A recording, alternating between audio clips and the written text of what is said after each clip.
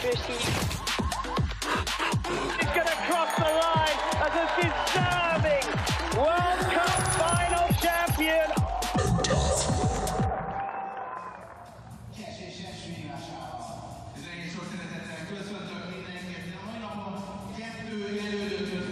Budapest, where veterans return and rising stars shine. Welcome to a city that loves this great sport, that celebrated 99 years ago the first modern pentathlon competition in this country. Now the athletes of 2026 step forward into the Budapest sunshine, not quite as warm as it was yesterday. Yes, the temperature's gone down, but metaphorically, the pressure is rising. The heat is on because it's semi-final time in this fantastic sport. Most of this will be taking place indoors at the setting of the Bock Sports Centre, and let's remind ourselves of how it is that modern pentathlon works. Let's get to the point of all of this. We start with fencing, a direct elimination format with a draw based on the results of an earlier seeding round. Keep hitting, keep winning. Then to obstacles, where the only thing that stands in your way is the entire course. A grueling task. Get to the end as fast as you can. Aim high, climb high. A 100-metre swim where the aim is not to beat the rest, but to be your best. Time converts to points. Freestyle to be top of the pile. And all of that determines how soon you'll enter the laser run after the leader. 5 laps of 600 metres, each lap accompanied by a visit to the range. Time it right, and the end is in sight. That's what we've got to enjoy, and it's going to be a fantastic competition. My name's Ollie Hogben. It's my privilege to be alongside Mariam Emer, youth Olympian, and more importantly, celebrating a birthday today. Happy birthday and welcome. Thank you. It's incredible here in Budapest. The vibes, the arena, the athletes are ready to smash this semi-final today. So we're excited to see that.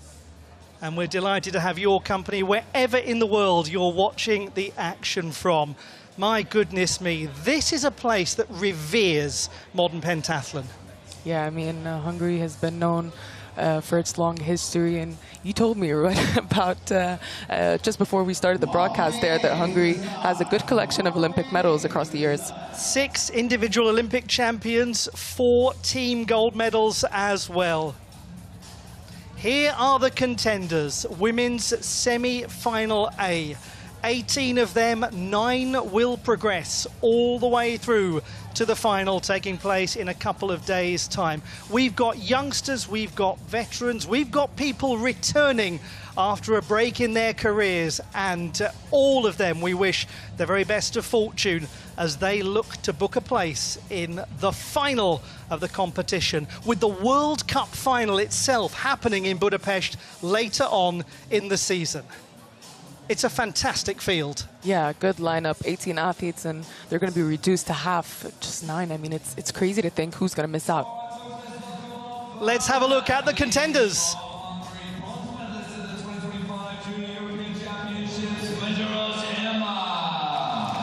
Emma Mészáros of Hungary, 20 last month. She's always trained in the city of Budapest. She was a track and field athlete as well until 2023. Florina Yurt, 20 years of age, from Bern, part of an amazing pentathlon family.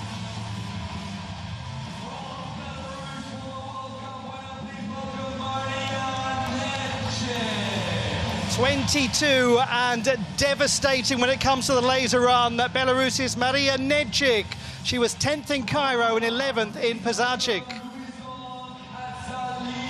What a qualification performance from Louison Cazaly of France. She was second best overall. The 23-year-old joined the French military academy at the start of the year and is part of the Armée des Champions. Here she is. She's ready for action. She's Budapest's own. She's the one and only Blanka Guzzi, and my word, is she in form this season. Gold in Cairo, silver in Pesachik. She wants more here. Representing Guatemala, 23-year-old Paula Sofia Valencia started as a swimmer. She is a Pan American Games medalist and a Pan American champion. From Ukraine, 32-year-old Olympian Valeria Permykina competed not just at Paris 2024, but at the European Games. She's a graduate of the National University of Physical Education and Sport.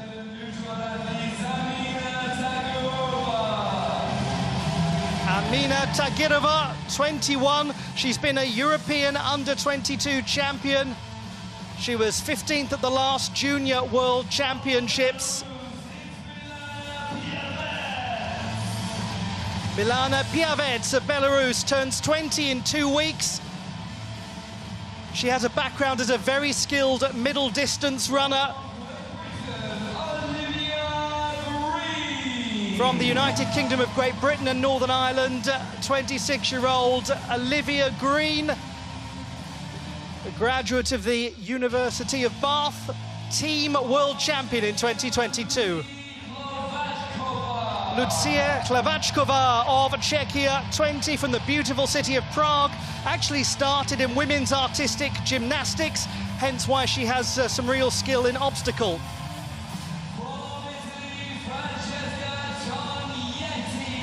Here is Francesca Tognetti of Italy, back in action. The 30-year-old from one of the most historic cities on earth, Rome. She's part of the Carabinieri, the Italian military police.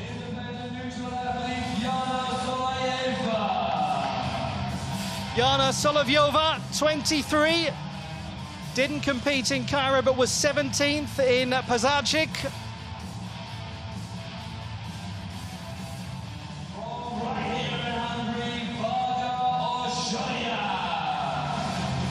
And a very special moment for Osolia Varga, the 20-year-old, who is now based in Budapest. She's making a step up to the senior circuit.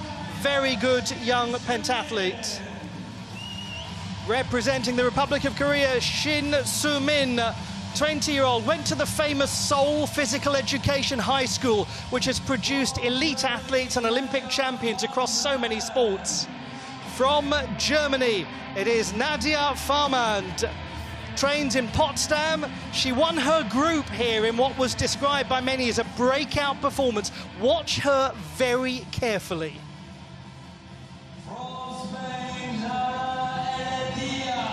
Laura Heredia of Spain, from Barcelona, the first Spanish woman to qualify for the Olympic Games in this sport.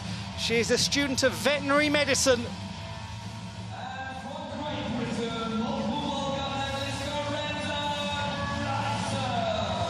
Dr. Carenza Bryson from the United Kingdom of Great Britain and Northern Ireland and the city of Plymouth. A World Championship medalist on more than one occasion and a European champion here in Budapest in 2024. Well, it's not a bad collection of athletes, is it, Mariam? My word! I'd say that. I mean, 18 athletes, all in top form, anyone in with a chance to make the finals. Look at them. It's all about the focus now as we get things started for today. It's fencing direct elimination up next. Those of you who are new to watching this wonderful sport, have no fear. We will guide you through it from start to finish. It begins with fencing, and as my esteemed colleague Mariam Emer said, it's a direct elimination format. So the draw is based on an earlier seeding round. Yeah, fencing ranking round, which happened yesterday in the evening. These women have fenced against each other, all of them, and so they were ranked in terms of their positions and placed accordingly onto the table. So we're only going to have 2 matches for the table of 32, and then the winners will move over to the top 16. And what's important for you to know, and I'm sure many of you do know this, is that if you see a star by an athlete's name, it means they were the higher performer in that aforementioned seeding process. That will only be important if the bout is drawn. The starred athlete will progress automatically to the next phase. We're going to have 2 pistes in action. A is at the top of your screen, B is at the bottom of your screen. The action comes thick and fast. 1-minute bouts, first to 5 hits, or the highest score in that 1 minute. It is an épée format. As the old saying goes, you get what you épée for. Yeah, I mean, looking at Piste A, for example, we have Maria Netchik as well as Florina Yurt, very strong laser runners, both of them. And the winner of this bout is going to progress through and have that extra edge. And it might be dangerous for the rest of the field. Yes, there are athletes here, aren't there, who are really aiming to get almost a bonus performance in fencing, knowing that they are so strong in those closing moments of the competition in the laser run. And the two that you were mentioning there at the top of the screen, Netchik and Yurt, are particular ones to watch. Yeah, definitely. I mean, every second counts in pentathlon, and you can miss out on the finals with just a second, and that person could be just in your sight and not being able to catch them at the end there. But yeah, so every point counts. And the psychology of it is fascinating, isn't it? Because it's a 1-minute contest. A lot can go, yes, a lot can go right very quickly. A lot can go wrong very quickly. Yeah, I mean, and it's different as well because fencing in modern pentathlon has always been one touch against your opponent. So you have one tactic that you need to carry out. So yeah, it's different, and you have to come into these matches with a different strategy because you need to get 5 different points, and your opponent is going to read that tactic. So yeah, switching it up and being able to adapt is the name of the game. Well, we are ready to get underway. Just 2 matches in this almost preliminary round, if you will, before we get into the round of 16. So for these athletes, win now and they will stay straight on and carry on into the next round of the competition. And then once we get to the semi-final stage, we'll focus solely on one piste. Yeah, so on Piste A again for you there is Florina Yurt of Switzerland, Maria Netchik of Belarus, and then back on Piste B we have Mezaros and Kazali. And here we have it, Piste B already underway now. So Emma Mezaros, who lives and trains in Budapest, is on the left. And Louison Kazali, who is the top performer from the seeding round. I mean, she was fantastic in the qualification process, second best overall. Yeah, very consistent athlete. And as you can see there, Mezaros already putting pressure on Kazali, trying to back her up to that yellow line there, pushing her to the back of the piste. And she has to be aggressive here. Goes for a flesh, misses it. It is Kazali with the defense. Good one from Kazali, already has 1 up over Mezaros. And that's an ideal position, isn't it, now for Louison Kazali, because she is the seeded athlete, so she'll benefit in the event of a draw. Yeah, essentially a 2-point lead already for Kazali. We'll just focus on this contest because it's a very interesting one. If you are Kazali, is there a danger now that you tried too hard? Well, I was about to say that you tried too hard to defend, but no, because she judged that just right. Yeah, I think she's opening up her distance well. She's trying to read her opponent, and she obviously knows that Mezaros is going to go for that attack. Mezaros has to be able to pull off something special here. It's 14 seconds on the clock. She goes for a flesh, and she gets it. It might be... Was it a touch? Yep, it's a touch. It is 2-1 now for Kazali. 13 seconds on the clock. Can Mezaros pull off something great here? She needs 2 points to get ahead of Kazali. It's 8 seconds now. And there is the dilemma, isn't it? You've got just 10 seconds or so left. You have to go for it. And Kazali was just waiting to strike. Exactly. Yeah, good defense there from Kazali. So we are very close to the conclusion. Last few seconds, Kazali's going to pick up another one here. So Mezaros, she's going for it, and it doesn't matter, does it? If you lose it 2-1, you lose it 5-1. Yep. You have to try to attack. And Kazali looks comfortable now into the top 16 and does it. There we have our first contender for the top 16 table. It is Louison Kazali of France. So Kazali victorious. She goes through into the top 16. She'll be going against Laura Heredi in the next round, which is, it's going to be a tough match. It's going to be interesting to see who makes it through.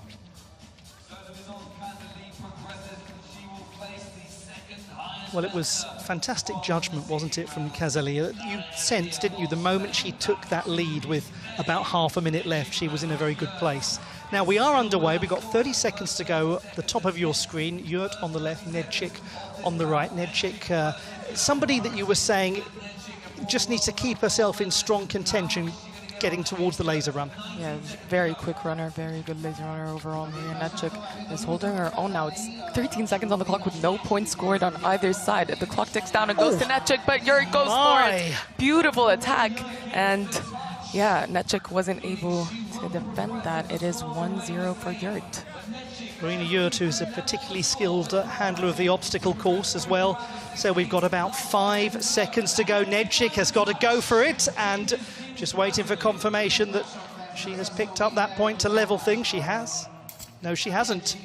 It was out of the piece, so point wasn't counted. It's 4 seconds on the clock now. Jurt goes to the back of the piece. It looks like it's going to be Maria Neček. It is 1-1 with 3 seconds on the clock. If it ticks down, Neček wins this bout. So we know what we're going to see here from Jurt. She's going to have to go for it. With 3 seconds to go, Neček will simply try to defend and maybe... Yeah, I think Jurt is arguing her case here. The fencing piece is not supposed to light up if touched. And so she says it is maybe a false touch there. We'll see how the judge works it out as piece B gets underway. Yes, we've got Kazali back in action against Heredia. And Kazali, I tell you what, she's looking very good at the moment. She's carried that form from the previous contest into this one. Is that sometimes an advantage to just stay out there and keep going? Momentum it gets you going. I mean, once you get into that flow state, there's no stopping you. And Kazali is definitely doing that right here on piece B. 20 seconds. Kazali again with the defense. Lara Heredia for the touch there. She goes for a flash, gets that one. That was beautifully done by Heredia, kind of seamless. Didn't really see that coming, as Kazali's still within a 1-point lead. And Heredia has leveled the contest, 2-2. Yeah, this is getting interesting now. Level is the score at 12 seconds to go. Heredia now backing to the end of the piece there. Kazali's looking for an engagement here. Tries to get the sword. I think it was Lara Heredia. I kind of saw it outside of the piece, but maybe that was just wrong judgment from me. 3 seconds on the clock. It looks like Lara Heredia is going to get it. She's leveled it right. We've got a great 2.5 seconds coming up, haven't we, in this contest? Oh, my words. Kazali, can she do it? Can she get a result against the city? She's going for it, and no, not quite. Not quite. Heredia just steals that at the end. She didn't need it because the draw would favour her anyway, but you've got to admire the way Kazali has approached this. Now, that is the job done for Heredia, and we go back to piece A. Look at the top of your screen, if you will, as Jurt has 2.5 seconds to hold on over Neček because that score that was being contested was not registered. Yeah, I think it was a false touch because Piest was having a bit of a technical issue. 0.5 on the clock. I think it's going to be Jurt at this point. Neček tries to go for it anyway, but backs out. Look at that reaction from Jurt. She set herself up very well. Good performance. So Neček not being able to get much of a bonus at all, really. We'll have some work to do going into the laser run. Yeah, that is a tough position to be in, but if anyone could do it, it is Maria Neček. Yes, exactly. If there's anyone you back to make up a massive amount of time, it's her. Very true. And also, it's important to notice that Jurt is going to be up against the highest seeded fencer from yesterday, Carenza Bryson. She did make it through to the top 16, but will she be able to defeat Carenza Bryson in this all-important match? There she is, Dr. Carenza Bryson, 27. Focused a little more on her medical studies lately rather than on competition, and then just decided to breeze back in and finish 4th in Bulgaria as though she'd never been away. Yeah, incredible work from Carenza Bryson as she adapted so well to the obstacles. Now, at the bottom of your screen, at piece B, we've got Milana Piavets from... or Milana Piavets, I should say, from Belarus, who's taken an early lead against the Italian Francesca Tognetti on the subject of returners to the sport. Yeah, just had a baby, came back, and like she never left. I mean, she's doing really well to adapt to obstacles as well, which is important to notice that many of these athletes are youngsters and they've had time to focus on obstacles as these veterans and older athletes didn't have as much time. No score, top of the screen, Jurt Bryson. 1-1, bottom of the screen. No, forget that. 2-1, bottom of the screen. Piavets and Tognetti. It's very interesting at the top, isn't it? Cagey. Yeah, it's no score on. Oh, look at that. As we said, that it is Florina Jurt. I think it might not be a touch, though. No points scored on piste A. Francesca Tognetti, important to notice she's holding that French grip, does that beautifully, gives her a bit of extra length. It is 3-2 now on piste B for Piavets. Look at that hand touch from Tognetti, massively done, and that's where experience comes in. Tognetti is doing well for herself here. Star next to her name means if the clock ticks down and it is a draw, that she would win and progress through. And we've got exactly that situation at the top of your screen on A. 1-1, Jurt and Bryson. They're approaching the last 10 seconds. Piavets has taken an advantage with fewer than 5 seconds remaining. Now, on the top of your screen, we've got Bryson, who's just, by the looks of things, plucked a point at the end as Jurt was going for it. Piavets at the bottom is absolutely rocking and rolling.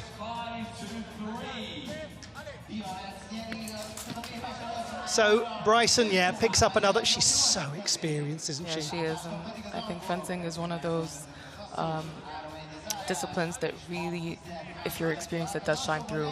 And look at that, just like that. Karenza Bryson, highest seeded fencer, moves forward as you'd expect to the table of 8. Well, a couple of fascinating bouts taking place there. Have a look back at the top of the screen. But Florina Jurt did really put her all. I mean, she got the first point on the scoreboard, and as the clock ticks down, it's tough to get that judgment right, and I think that's where things went south for her, but still a very good performance. When you're fencing, how conscious are you of the clock? You learn to be very conscious. Yeah, I think it's just like an integral part of the sport now, and you do have to get as much points up there, but as well as keeping that time in check. Can the clock make you do strange things? Definitely, yeah. The look on your face there. You're remembering all the strange things you've done. It happens, yeah. Now we're underway. A is Green, Olivia Green of Great Britain, and Lucia Klavachkova on the right, who's got the first score. Same situation on the bottom of your screen. We've got Tagirova on the left, and on the right, Jana Solovyova. Yeah, very interesting bouts. These athletes have fenced each other before they trained together, Tagirova and Solovyova. And so it's going to be interesting to see who comes out on top. It's 2-0 for Solovyova at the moment. It makes it 3 now. This is looking good for Solovyova. Klavachkova is 2 to the good, halfway through. Klavachkova looking for a counter 6 here. Olivia Green needs to find something special. Tries to go for an attack there. Was not quite what she needed. Klavachkova with 3 over Olivia Green with 20 seconds to go. What is it that Klavachkova is getting so right at the moment? I think it's distance combined with, well, she's really taking care of that blade. I mean, she doesn't want Olivia Green's blade to come anywhere near her, so she's taking that counter 6. You can see that counter 6 closes up the blade on the edge there, and it is Lucy Klavachkova for the win. That was beautifully done by her. I mean, good technique. It's about as perfectly as you can get the job done, isn't it? Yeah, it is 5-0 there. Lucy Klavachkova will be moving on and fencing against Bryson in the next round. That's going to be a really compelling contest, actually. Yeah, I'm excited for that one. You're not the only one. Hope you're enjoying it all so far, wherever you're watching from. It is great to have you with us as we just remind ourselves of the action at the bottom of the screen as well. And yeah, it was Solovyova with that very solid brown, moves over to the top 8. I mean, much the same sort of display from her, really, as from Klavachkova. Just very in control. Yeah. good with her point and done well for that. Here we go. That's the woman we want to see. Blanca Guzzi's on the piece now. Right, calm down everyone. Here we go. Bottom left of your screen, Blanca Guzzi taking on the bright young prospect Nadia Farmand from Germany. For Blanca Guzzi, no expectation that she will win this stage of the competition. Essentially, you would back her if she's roughly in the same city as everyone else when the laser run starts to make up ground, wouldn't you? Yeah, definitely. She is a force to be reckoned with. And I think she's maybe going to make the final from any position she starts at. Now, at the top, we've got Permikina and Varga, and the young Hungarian is doing very nicely. Solia Varga, 20-year-old. Won't want to be completely forgotten about here. With obviously all the attention on Guzzi, it's not as though Hungary lacks depth of squad in its Definitely not. No, I think these younger athletes definitely take inspiration from the more experienced Olympic and World Championship medalists. So it's always nice to have that kind of contrast with the young and the more experienced athletes. Nadia Farmand, by the way, is 2 down. She is a left-handed athlete, which gives her a bit of extra. There you have it. That's the counter 6 she was looking for. Good job from Farmand there. Yes, so I was just saying that the left-handed athletes do get that bit of an advantage because there are so few of them, and you're probably used to fencing against right-handed athletes. And you can see there, levels the score at 2-2 makes things interesting at 12 seconds on the clock. Here we go. We've got 2 contests at 2 apiece. We'll focus on the bottom of the screen now with Guzzi and Farmand, because Guzzi's got to pick up something here, but Farmand has managed it. Farmand would have won anyway by virtue of being the higher seed. Yeah, so here goes Guzzi, and Farmand's just waiting. Yeah, you have to favour Farmand at this stage. Guzzi tries to go for it. It's not going to be enough time, and Farmand gets it anyways. Now, meanwhile, we've got ourselves an interesting one at the top of the screen. We'll come back to that in a moment as we just confirm Farmand's victory over Guzzi, and Farmand's really strong display goes on. She will meet Jana Solovyova. Now, last few seconds, can Permikina get something at the end? She went for it. Has she got it? With 0.2 left, just waiting for confirmation. That is unbelievable. Yeah, that's there. Permikina now is going to move forward, definitely. Clock ticks down. That is done. Permikina is into the table of 8. How good was that from Permikina? We often use the cliche in sports journalism of every second counting. Actually, every 10th of a second counts, doesn't it? Yeah, a second is a long time in terms of sports. Well, this is just fascinating to watch. The women's semi-final A. We've got the second semi-final coming up later in the day in our coverage of the Pentathlon World Cup in beautiful Budapest. At the bottom of your screen, we've got Milana Piavets of Belarus and Laura Heredia. You said you were really looking forward to this matchup, Marion. What was it particularly that caught your eye? I mean, again, it's just tough to kind of predict where these athletes are going to land after the laser run. So it's there's no reason I'm excited. I'm just excited all the time because these athletes are just incredible. 28 seconds on the clock now with Laura Heredia going for the defense here, just backing away, opening up her distance, trying to find a point here, and she does on the chest of Piavets. Good with her point there. Just to draw your attention to about 40 seconds to go on the top of the screen as Shin has picked up her first point with the seeding advantage anyway over the Guatemalan Paula Sofia Valencia, the Pan American champion and Pan American Games medalist. We'll come back to that in just a moment because we're looking at a very strong performance from Laura Heredia, real history-making Spaniard from the amazing sporting and cultural city of Barcelona. Yeah, considering fencing wasn't her best discipline, she's doing really, really well for herself in this competition, and if she keeps on that rhythm, she's gonna maybe pick up a medal here. Piavets picks up her first point, but Laura Heredia is still 1 up with 12 seconds to go. Well, she's a great student of the sporting world and of the academic world. Heredia, as Piavets has drawn level. She's an extremely quick learner, Heredia. That's clear in what she does, studying veterinary medicine.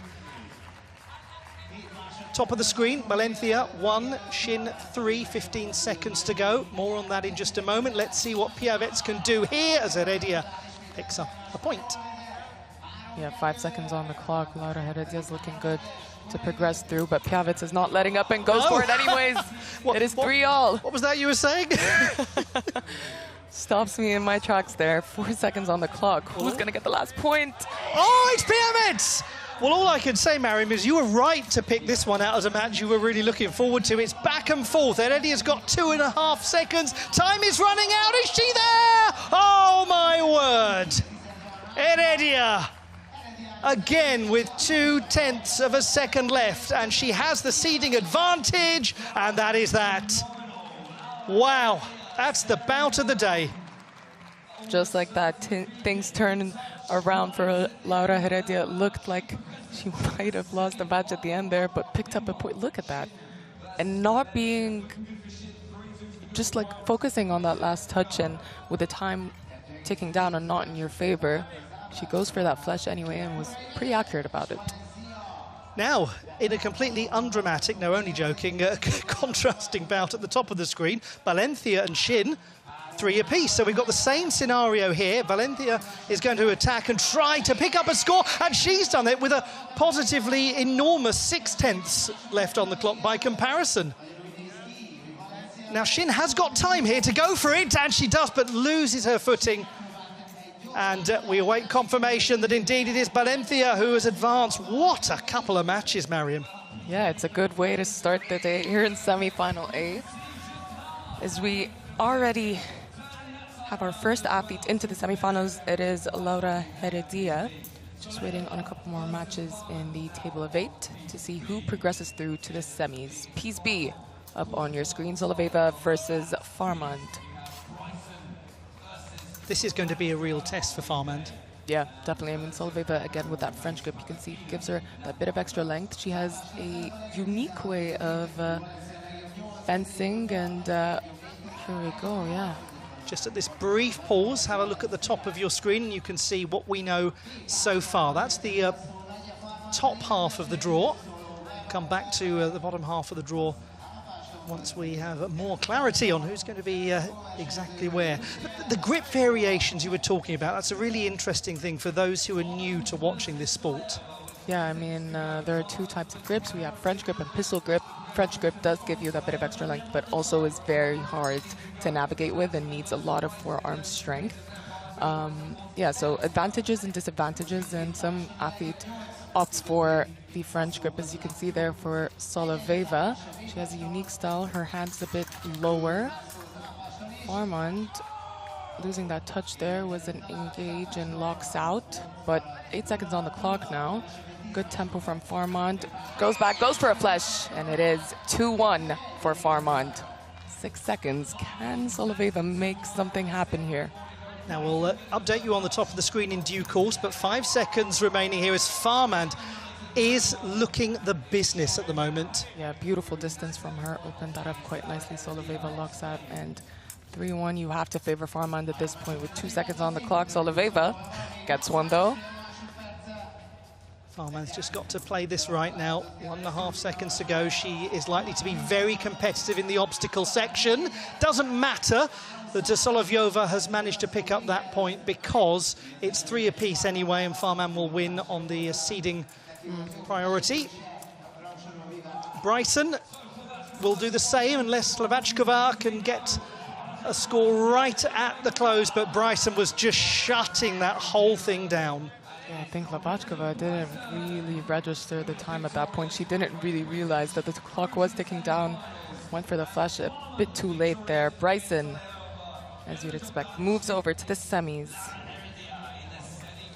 So we've got Bryson in the semi-final stage. We've got Farmand and Heredia in the semi-final stage, and we have 1 match to go. And this is it. So that's what we know so far. Bottom of the draw, Farmand and Heredia meeting in the semi-final stage of the fencing section. This is the last. Sorry, Mariam. No, go ahead. I mean, I was just saying that Permikina and Valencia is also a pretty interesting match. I think speed and age versus experience. Valencia versus Permikina.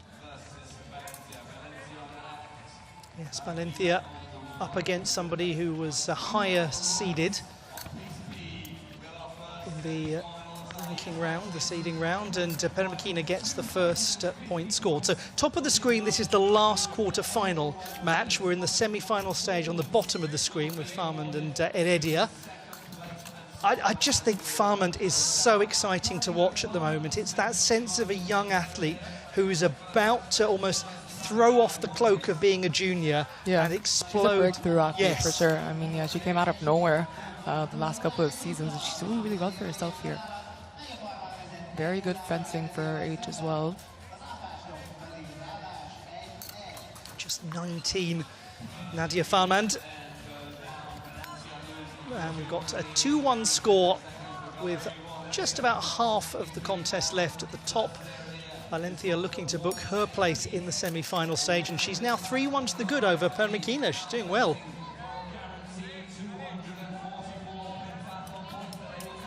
Yeah, so Farmand versus Heredia. Heredia tries to go for that. It doesn't work out. Farmand is locking up that counter six pretty well.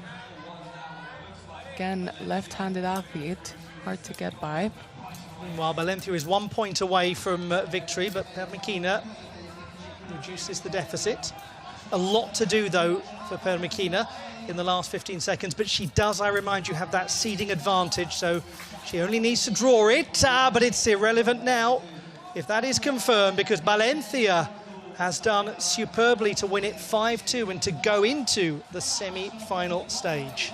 And 9 seconds on the clock. Farmand picks up another point. Laura Heredia was just given a yellow card there for turning a bit too early. 8 seconds. Laura still has time to make this up. She needs 2 more touches to win against Farmand. Doesn't get any touch there. Reconvene at 3 seconds. This is going to be tough if Laura makes it through. Farmand is holding her own. Just adjusting her blade there. So Farmand ready. And look at that, just like that point. 4-1 over Laura Heredia. It's the breakout sensation again. Farmand just has to hold on now for 2 seconds. It'll be a long 2 seconds in her young career. Oh, no, it won't, because she's just got it done. 5-2. What on earth can we keep saying about Nadia Farmand? Get ready to hear the phrase breakout sensation used liberally throughout the day, because that's what she is, and she's a joy to watch. Yeah, and she feels like a much more experienced athlete than she actually is. I mean, her fencing is incredible. She's not, we were talking about this earlier as well, sports psychology. I mean, when it gets to those final few seconds, it's hard to compose yourself and keep that focus up, and she's done really, really well for herself in that area. Now we've got to the final few competitors, because it is the semi-final stage. Valencia and Bryson. Now this is going to be a really interesting one. 1-1 with about half of the contest remaining. Yeah, Valencia with the engage and disengage there. Bryson usually takes 2 counters and does that. There we have it. 4 into a 6 there for Bryson, also a left-handed athlete. And is it simply that one just doesn't get the chance to train against them as often? Yeah, I mean, they're few when it comes to the rest of the competition in terms of percentages, but here we go then. Final 15 seconds to go. Bryson takes a double counterattack. It's a flush, but no touch there from Bryson. Okay. 2-2. 13 seconds. Make that 10 seconds. Here we go as Valencia will look to steal this last point if possible. Bryson's got a challenge here, and Valencia, no. 0.9 to go, by the way. It's still 2-2 with Bryson as the favored athlete. Just a minute to change the score there. It is 2-2.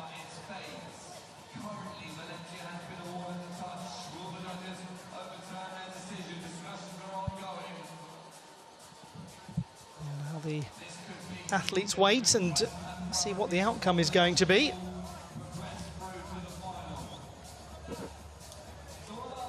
Yeah, just a moment there to adjust the remaining time. For confirmation, it is 2-all the score. I think they might be deliberating with the judge there. Just take a second to confirm that.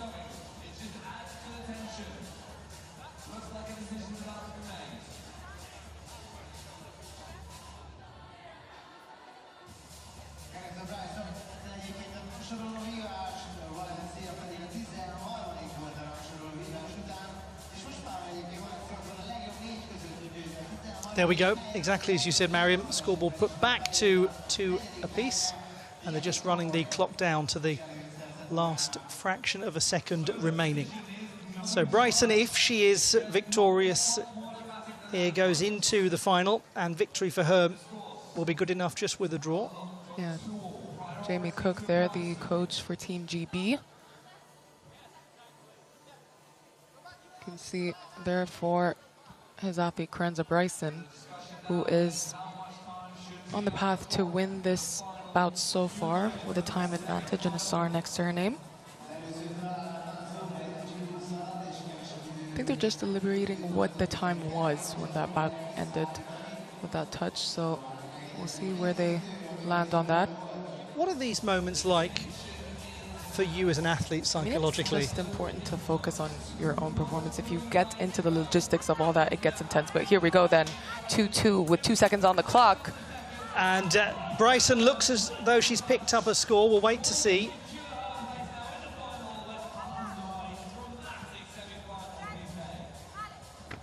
And there we go, Bryson has done it, and she goes into the final. Big sigh of relief there from Bryson, puffs her cheeks and gets the job done. It's as we expected, a sterling performance from Dr. Bryson in the fencing.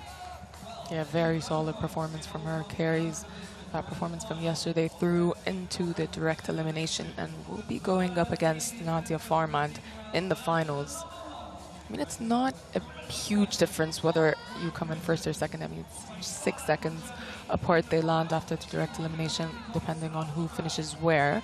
But still, I think it's also a game of pride to see who wins the direct elimination. Just look at the air of authority that Nadia Farmand has about her. She's on a roll. Yes, she certainly is. And she will, one imagines, perform well in obstacle, although weird things can happen.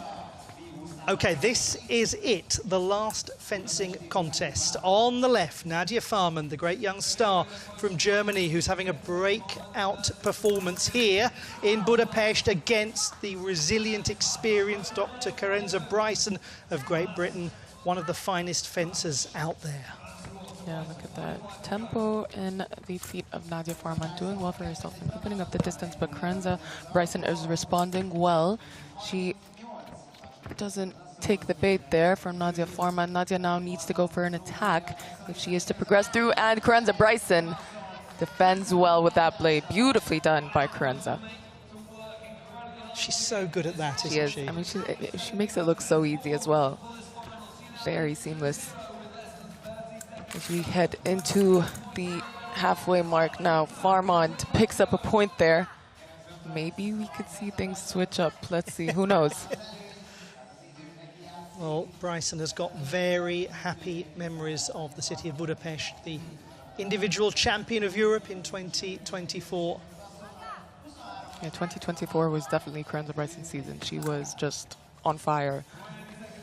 She's looking to be back on track now as she leads this match going into the final 15 seconds. No touch there.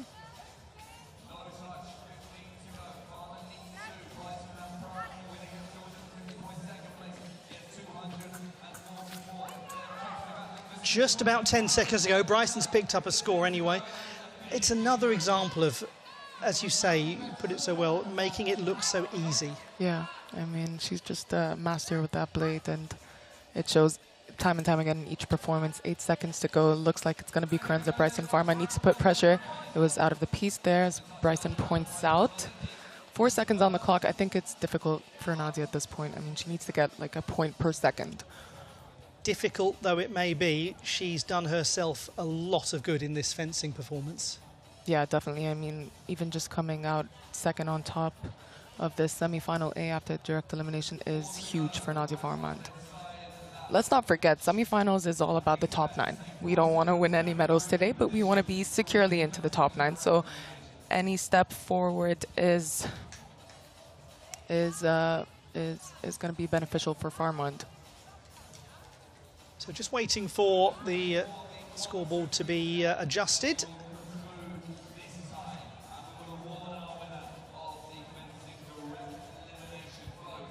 One of the interesting features of this sport, of course, is that the stronger you perform in fencing, the less time you've got to get yourself ready for the next phase psychologically.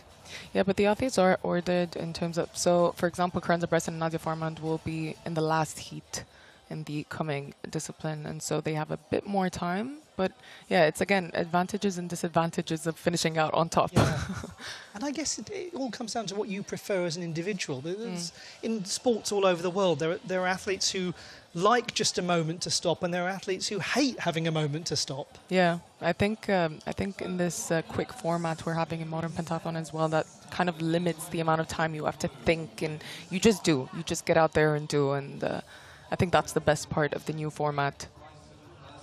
It used to be like a 7-8 hour day of competition, which you can get into your own head in that amount of time. And I think it's good now that they have everything lined up and it's quick and it's frantic. It's what we like to see.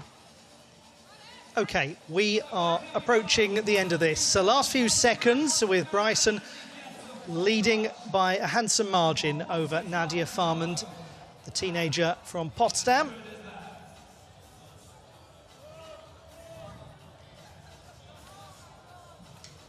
Bryson just leans back and stares into the rafters of this building. Yeah, just a second there.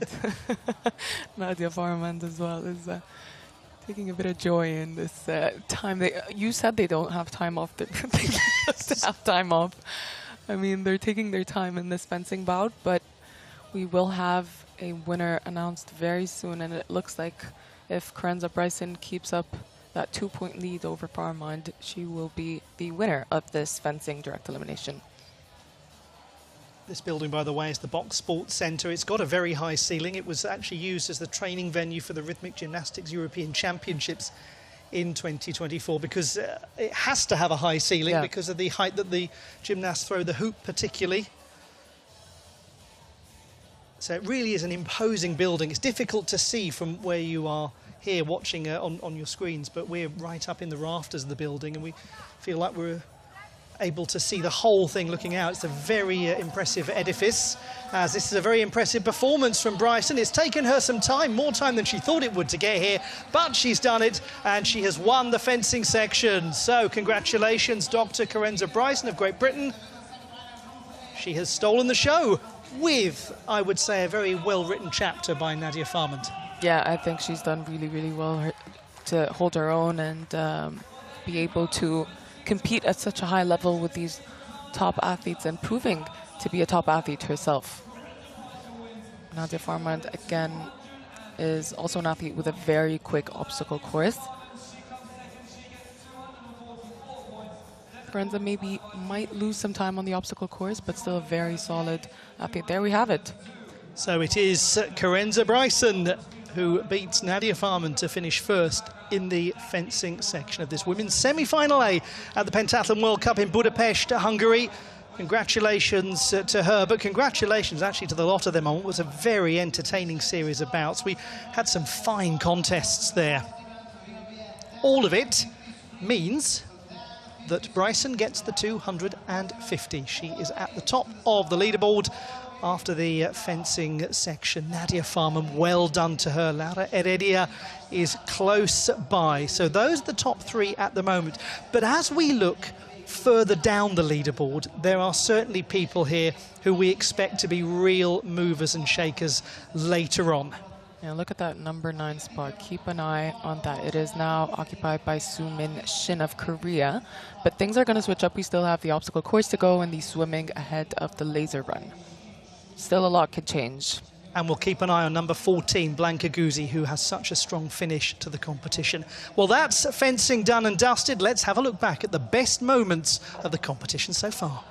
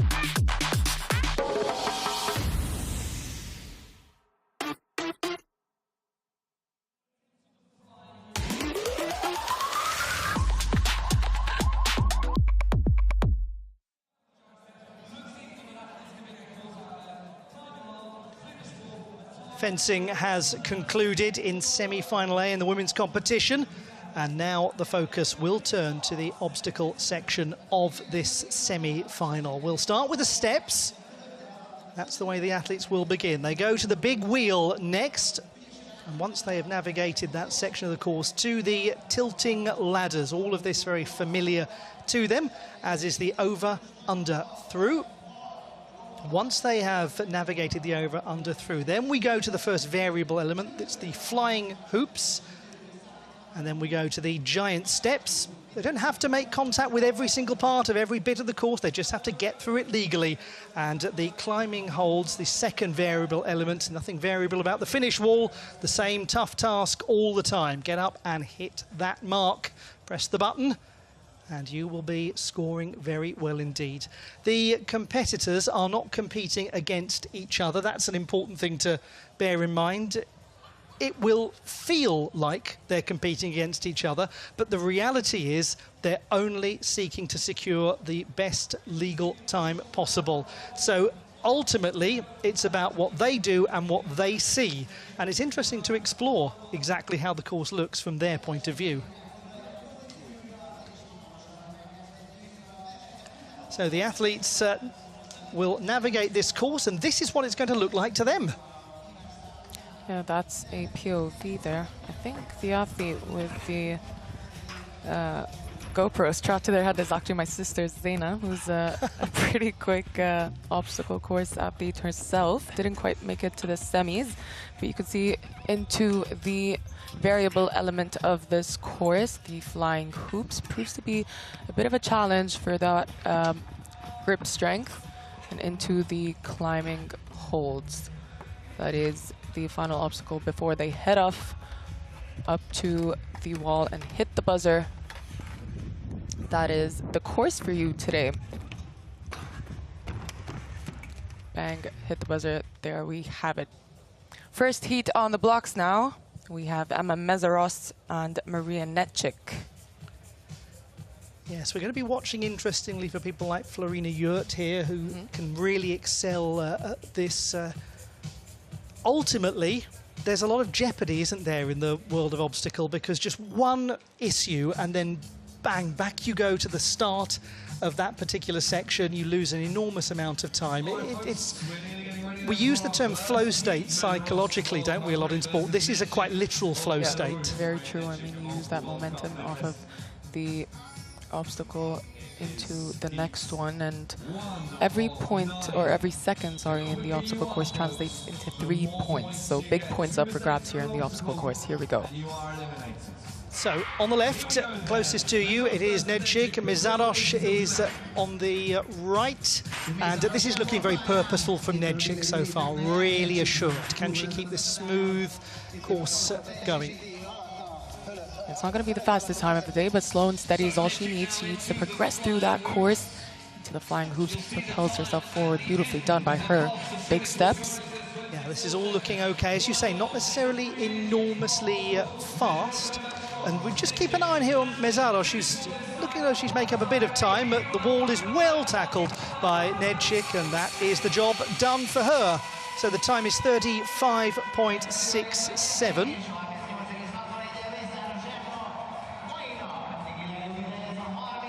A little slower than the qualification time by just a few seconds. I think semi-finals is where you want to play it safe. You don't want to go back and redo an obstacle. So if a slower time is what it takes, then I think Maria Nedchik can afford that. I think that's such an interesting point to make for those who are new to watching this sport. As you say, the goal here is not to deliver the competition of your life right now. It's to just be in that top 9. It's a 0 start to go into the final. But we will keep an eye on the athlete on the right here, just furthest away from you. That's Yurt. Kazali is in the foreground. Yurt is known to be very fast. Look at that from Yurt. This is really impressive. I just remind you, started in artistic gymnastics, so she's talked a lot about... as that happens!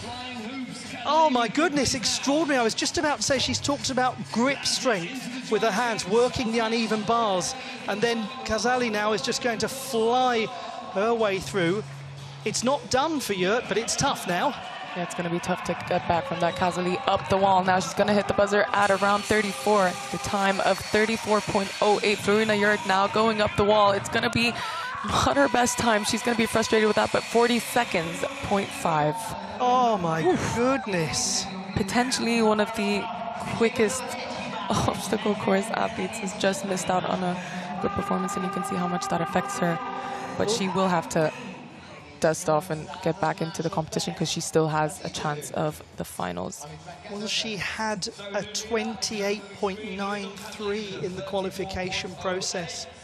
And, I mean, this is the real challenge, isn't it, of that particular section. There's a sizable gap between each obstacle, each single grip that you've got to make, and if you just slightly get that wrong... The hand-eye coordination just went off there. I don't think it was even grip strength, but here we go now. Heat 3, Blanka Guzzi versus Tagarova. So it's Tagirova who's in the foreground. Guzzi, who lives in Budapest, who's been in such form this season, won in Cairo, got the silver medal. Kazajic in Bulgaria, they're very tight at the moment. So it's quite carefully done. Yeah, very in sync, both these athletes, and as you said, carefully done. Not trying to put in too much into this, but trying to get in with a good time. It's going to be sub 35, is it 33? Look at the way Guzzi eases up the wall with an effortless looking quality. So it is 33.5 for Guzzi. Yeah, happy with that, she seems, yeah. Very charismatic athlete, Guzzi. Well, there's so much focus on her in this competition. It's almost been written in the stars, hasn't it, that she's going to be the major contender in Budapest. And that's a privilege, but it's a great thing to have to take on your shoulders. Yeah, I mean, it's a lot of pressure, but at the same time, I think these athletes feed off that energy from the crowd. Now we've got Tognetti, who's going to be in the foreground, Green, who's in the background. Let's see who goes high up the standings. Good technique there from Olivia, about to fall backwards there, but manages herself well. Over, under, through into the flying hoops. This is looking good from Olivia Green so far. Again, one of those athletes that didn't have so much time to adapt to obstacle yet, but she's looking good here. It's going to be probably around that 38-second mark as she heads off to the wall now. It is. Tackled this well. Well, comes in about 35.5. 35.446 for Green. Well done to her. Tognetti, you talked about athletes who haven't had much time to adjust to the world of obstacle. Well, she's one of the more experienced out there in terms of her whole career, giving her, therefore, less time with obstacle. Exactly. Very solid performance from both these athletes. Olivia Green, I think, at the beginning of the season really struggled with obstacles, and to see that she's adjusted that and adapted to that within the same season is I think, a big achievement. That finish wall, though, is tough. You have that upper body aching from all the the obstacles beforehand, then you just have to push yourself up that wall. Now we have the young Hungarian here, Osolia Varga. And in the foreground, we're going to have Shin Soo-min from the Republic of Korea. These are two youngsters, and they have been more accustomed to this newer element. Yeah, as if you can't tell they've been more accustomed to it based on how they're going. Varga looking really good, but Shin is... well, they both got held up just in the middle section. But Varga... Ooh, skips the first one into the climbing holds. Now she's done with it up the wall. Will it be a sub 30-second run from her? It's going to be around that time, 29. Very good from Varga. World record is 26.25. That just gives you some context as to how quick that was. So really interesting. Shin, 41.12. In the end, found things difficult. But that is very good news for the Hungarians, because it's Varga who's moved 20 points ahead of Guzi. Yeah, I mean, 20 points ahead of Guzi. You were saying, so Shin and Varga were in the same heat. Shin got a 41, Varga got a 29. That is 12 seconds, the difference. 12 seconds times 3 is 36 points ahead she gets. That's huge. That is huge in terms of points. Here we go, heat 6. We are at the halfway mark now. Piavets and Permikina. Permikina in her 30s, Piavets just 20. Piavets, very smooth beginning. That's very smooth. Oh, not quite. Yeah, 1 foot just fell off there into the mat, and she has to redo the whole thing. That is tough. Oh. Permikina progresses through quite nicely, though. You can see the frustration. Oh my word. And there is the great jeopardy of obstacle. Literally 1 foot out of place. And look at, incredibly, how Piavets has made up ground. We just remind you, they're not competing against each other. This is about time converting to points. Piavets is just trying to make as much of this as she possibly can, and now goes up the wall. It's going to be close to 50 seconds. It's just about 47.3 for her. Permikina, 50.48. Oh, Piavets, that was close. Yeah, I mean, that's a lot. I mean, that's a lot of time she lost. But again, she finished the course, and it could have been an elimination if she had fallen again. So she's done well to recover, and not going to be, I think, her proudest moments, but still a lot to go in this competition. And only top 9. That's what we remind you is the goal here. So if you're going to do it in the semi-final stage and scrape through. Now, it is Solovyova in the foreground, Hlavackova in the background. Jana Solovyova. They're both with identical times, or very close times in the qualifications. As you can see, our Hlavackova is taking an early lead into the flying hoops. Great technique, carrying that momentum through into the flying hoops. And final stages of this course for her to go. Just breezed so nicely through the giant steps as well. But this is very interesting. Just coming up now to the 30-second mark. So here she goes. Hlavackova eases up that wall. That was very nicely done. 33.195. And Solovyova 37.7. I think that's the interesting thing about this course, is that it can look, can't it, as though something is really close, really neck and neck, and then you actually remember that they're both working around the 40-45 second mark, and someone can look as though they're a million miles behind, but they're actually coming in with a 35-36 second time. Exactly. So it's all very variable. You are competing against the clock. Final 2 heats to go now. Heat 8 on the blocks, Valencia versus Heredia. So Hlavackova is the leader, and we've got Heredia in the foreground, Valencia in the background. Just a bit of a reset required there from Valencia. I think it's very tough to recover from a loss of momentum in this obstacle course. It's what carries you through, and both are doing really well for themselves here. Into the flying hoops, pretty much neck and neck. Valencia taking a bit of a lead now, heading into the climbing holds. She handled the hoops really nicely, didn't she, the Guatemalan? And she's now to approach the wall and is looking in pretty good order here. This is good. That's really well done from Valencia. And here comes Heredia as well. Not bad. There's an example of somebody who seems a million miles behind, but they too are really competitive. But Valencia has gone right up to the top of the standings. And well done to her. 584, so 10-point advantage over Hlavackova. Heredia dropping into 4th position. Yeah, so Valencia taking that provisional 1st place. We, of course, have 2 athletes to go in this final heat, Nadia Farmand and Karenza Bryson, who were the shining stars of the direct elimination. If you have joined us at the beginning of the semi-final A, here we go then. This is the all-important heat. Karenza Bryson, can she keep that lead? So here we have Farmand, born in Berlin, and Bryson, born in Plymouth. Farmand losing so much momentum into the middle tilting ladder there, recovers well, but Karenza Bryson is catching up. Farmand needs a good time here to keep herself securely in the top 9.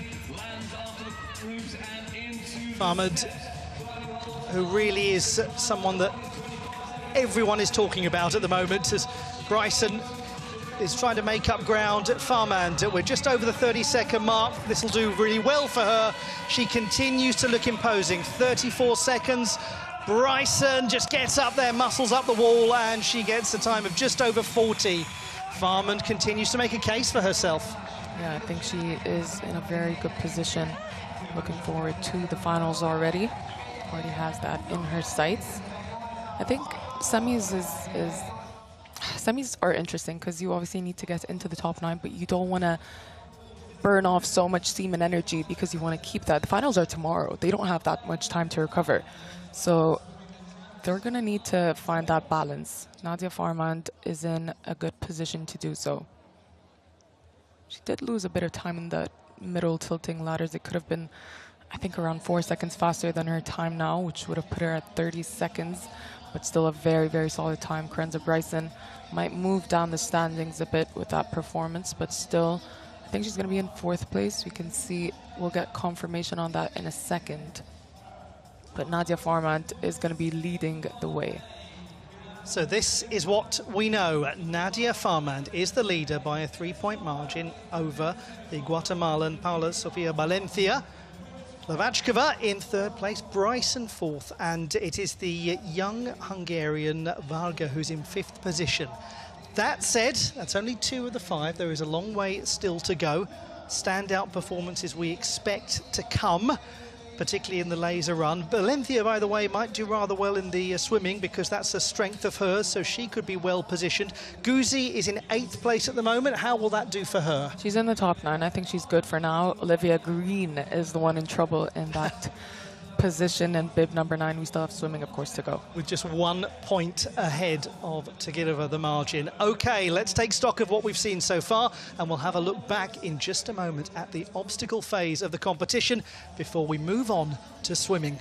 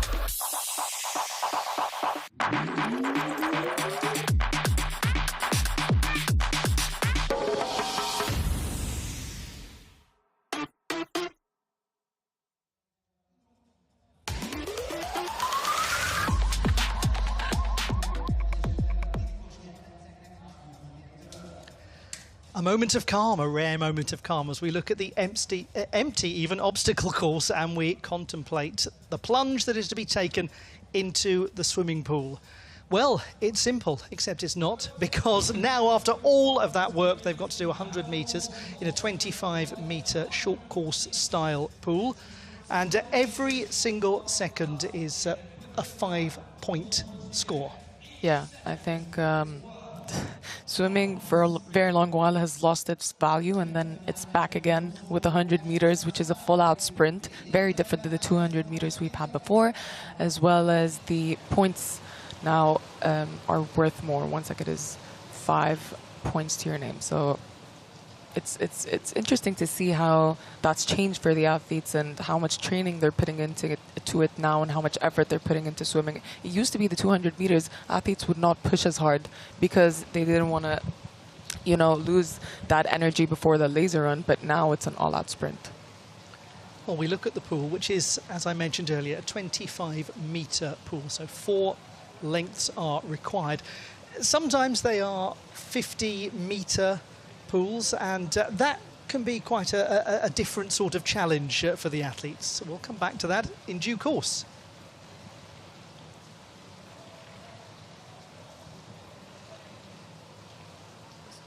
Here we are between the OCR and the swimming. It's also a short time between the two disciplines, but to me it's a little bit easier than from the swimming pool to the laser run course. We need some stretching between these sports and some mental facts that we can focus on. So I think we have to figure out what we will do in the swimming pool. So there's no time to think about the mistakes what we have done in the OCR. At the beginning of the year, I was afraid of the changing of reducing the swimming from 2,000 meters to 100 meters, but look at me, it fits me, and I like swimming this short distance. So yeah, I love it.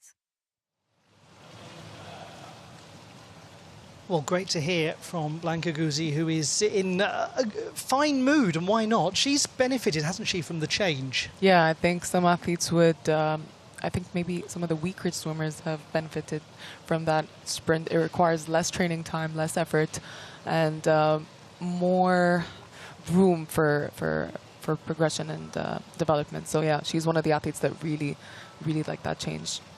Well, the waters are calm at the moment. We've got 3 heats to come, and there is a little bit of transition time because there's a distance of about 1 kilometre between the main arena and the swimming pool that's in operation for this. So the athletes now are being ferried to the swimming pool. In those transitions, what's important? So much goes on. Yeah, exactly. That's so much goes on. You know exactly what I'm going to ask you. Literally, it's one of the, we call it the 6th discipline of pentathlon. These transitions, you have to get your nutrition in, your water in, your hydration. You're going to stretch at some point. You're going to activate your muscles for swimming. But again, it's about that balance between recovery and warming up. I mean, these athletes are pretty warmed up after that obstacle course. Their upper body is ready. Yeah, just fine-tuning the details, focusing on the things that matter in those 100 meters. You've got the start. You want to fly off that start. You want to make use of those turns. This is a 25-meter pool, so we've got 3 turns. Yeah, so it's important not to lose time in those tiny little details that make a big difference. They can make a big difference, can't they? Whether it's a 25-metre or a 50-metre pool, because if you haven't got that technique right in the turns, then it's really, you don't have to do it only once, you've got to do it a couple of times, and it could really be your undoing. Yeah, very true. I think that probably is what the athletes have been working on in the background, and getting ready for these competitions is always a challenge. But I think the 100 meters is actually, I think it's better. I think it's safe to say that it's better for these athletes. I mean, the competition is already very, very tough. And the 200 meters really pushed on, and they had so much lactic coming out of the pool. And the 100 meters, even though it's a sprint, it's much shorter. There's not that much time for your body to produce that lactic acid. So yeah, I think it's good for all the athletes. Well, for those of you who are new to watching modern pentathlon, but also maybe new to some of the terminology that is used in the world of sports science, I'm very fortunate that I do have somebody who is studying medicine sitting alongside me to say a little bit more about lactic acid and what it means, what it does. So lactic acid is basically a component that is produced by your body and muscles when training in an anaerobic state, which is less oxygen. Your body does produce that lactic acid. So it gets tough, it cramps up your muscles sometimes. So that's where nutrition comes in. That is where hydration comes in. You want to flush that out heading into the laser run. It is a very tough ask, but I think these athletes have it down by this point. I built up too much lactic acid from the breakfast buffet this morning. I think it's we build lactic acid doing nothing, and they build lactic acid doing actually something. So we build it watching them doing it. I know the nerves are crazy. Now, that's a really interesting discussion point, actually. Do you, as an athlete, find it more nerve-wracking to sit and watch than to actually do? Definitely. Yes, I know so many who say that. Yeah, I'm watching over my sister competing, watching over my husband compete. It's very nerve-wracking because it's in their control, not yours, and it's always like that when something's not in your control.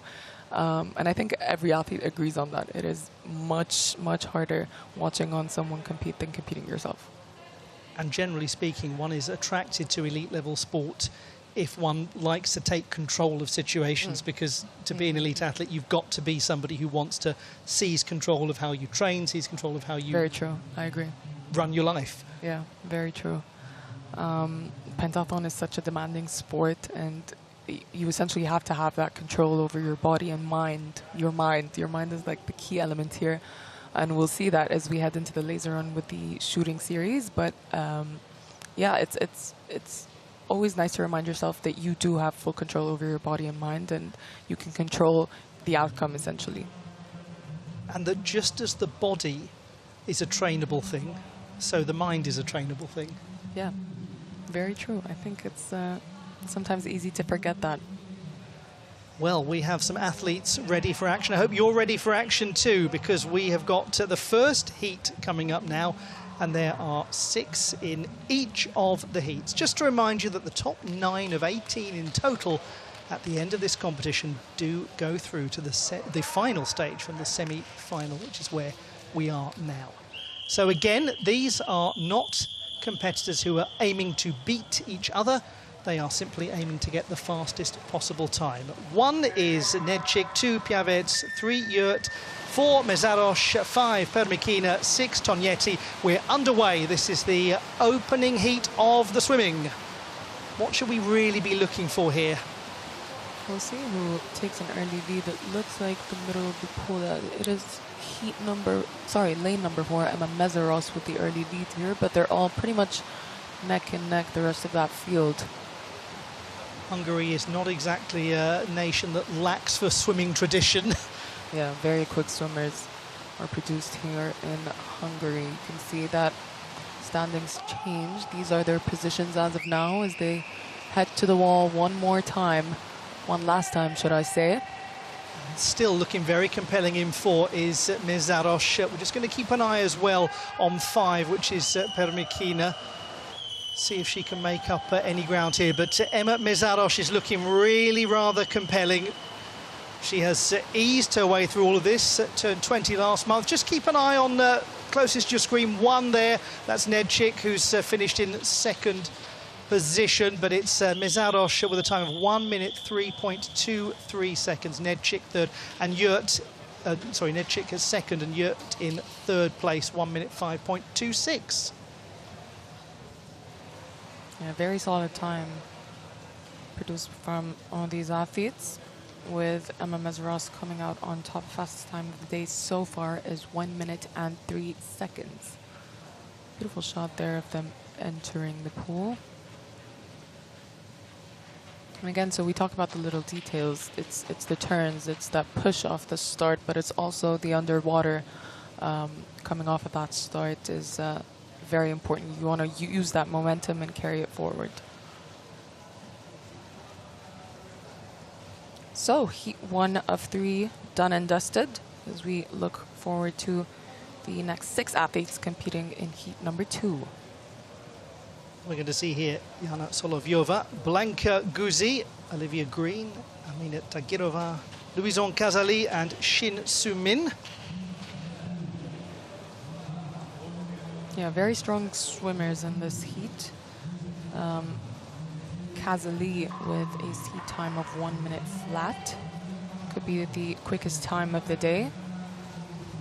We had from Guzi 1 minute .74 in the qualification process. Kazali was not a million miles away from that.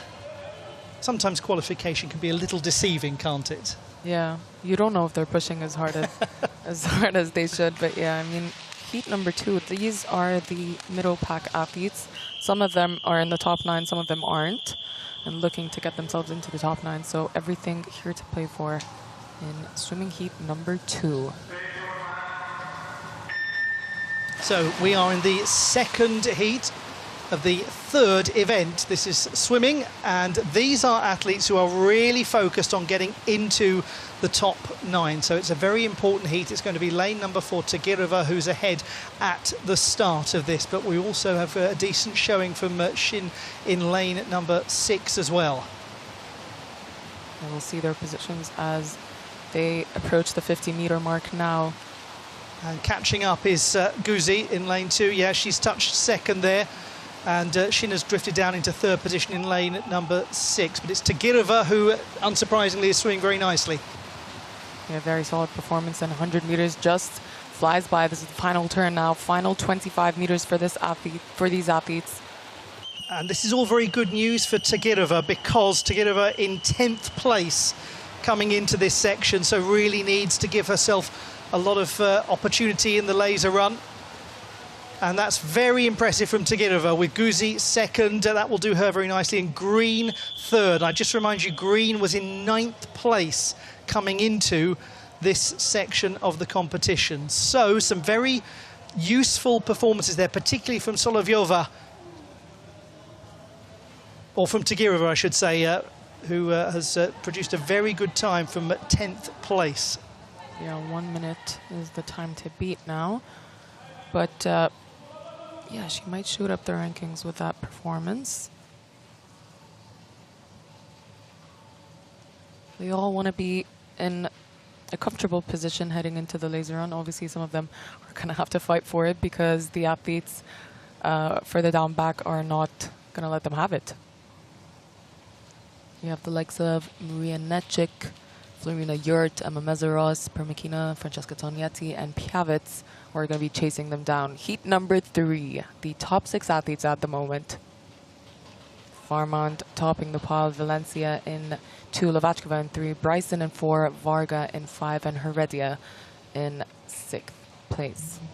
Well, it's time for that age-old cliche of everything to lose, nothing to gain. When you're in a top 6 position, you're already 1 foot into the final.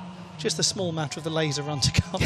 But ultimately, their job now is about consolidation, isn't it? Giving themselves every possible chance going into that laser run to have margin for error. Yeah, exactly. I mean, things can come unstuck sometimes in the range, and it's important to have that room where you can safely do some errors, hopefully not much, but yeah, just getting yourself safely into the finals. Heat number 3 on the blocks now, folks. Final heat in this semi-final A. We'll watch very closely to see what we get here from Paula Sofia Valencia in lane number 2. She was very good in qualification, did actually start her sporting life as a swimmer on a doctor's recommendation that it would improve her growth. But she's going to be a little way off the pace early on, but it's very tight actually. That 6 is interesting. Heredia. Yeah, I think the angles are a bit deceiving though. We'll see as they hit the wall, but I think you're right. Heredia might be in the lead. It's actually Valencia. It's Valencia who she's made up the ground. Didn't have the best start, Valencia. She looked a little slow getting into the water, but now Farmand is in 2nd place. Lavachkova doing well. Heredia actually ending up down in 4th position. So here's the turn from Valencia. That's looking very good now, isn't it? It's the turn. Her turning is quite fast. I think her and Heredia approached the wall at the same time at the second turn, but she was able to get off faster. Valencia now approaching the wall. This is going to be a quick time, sub 1 minute. It is 1:01 from Valencia. Very solid time. She's looking safe in those top 6. Lavachkova finishing in 2nd place, Farmand in 3rd position. But yes, Valencia, we expected something strong from the athlete born in Guatemala City. And we have got it from the Pan-American champion. Let's see where they drop down after that performance into the overall standings. And all of that will contribute to the delayed start of the laser run. That's what was interesting. The start from Valencia wasn't necessarily... Look at that underwater. Exactly, yes. She's using all the little details we talked about, and you can see just how much that made a difference. Look at that turn. I'm really intrigued to watch that turn. You can see it's kind of like, what do you call the mechanism where she touches the wall and then I don't know. It almost looks like there's a rope pulling her off that wall. She's so quick. Well, we might not know, but she certainly does. She knows exactly what she's doing in the pool. Paula Sofia Valencia, the 23-year-old.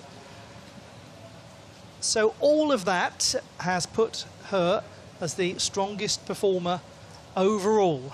10 seconds ahead. Exactly, actually. Yes, ahead of Nadia Farman. So well done to Paula Sofia Valencia. That's a great display. But we just remind you this is not about 1st, 2nd and 3rd at the moment, because the magic marker, it's Olivia Green of Great Britain, and there's not a huge gap between her and Jana Solovyova. Yeah, I think all the way down might be separated by just a few seconds. This is going to be an interesting laser run.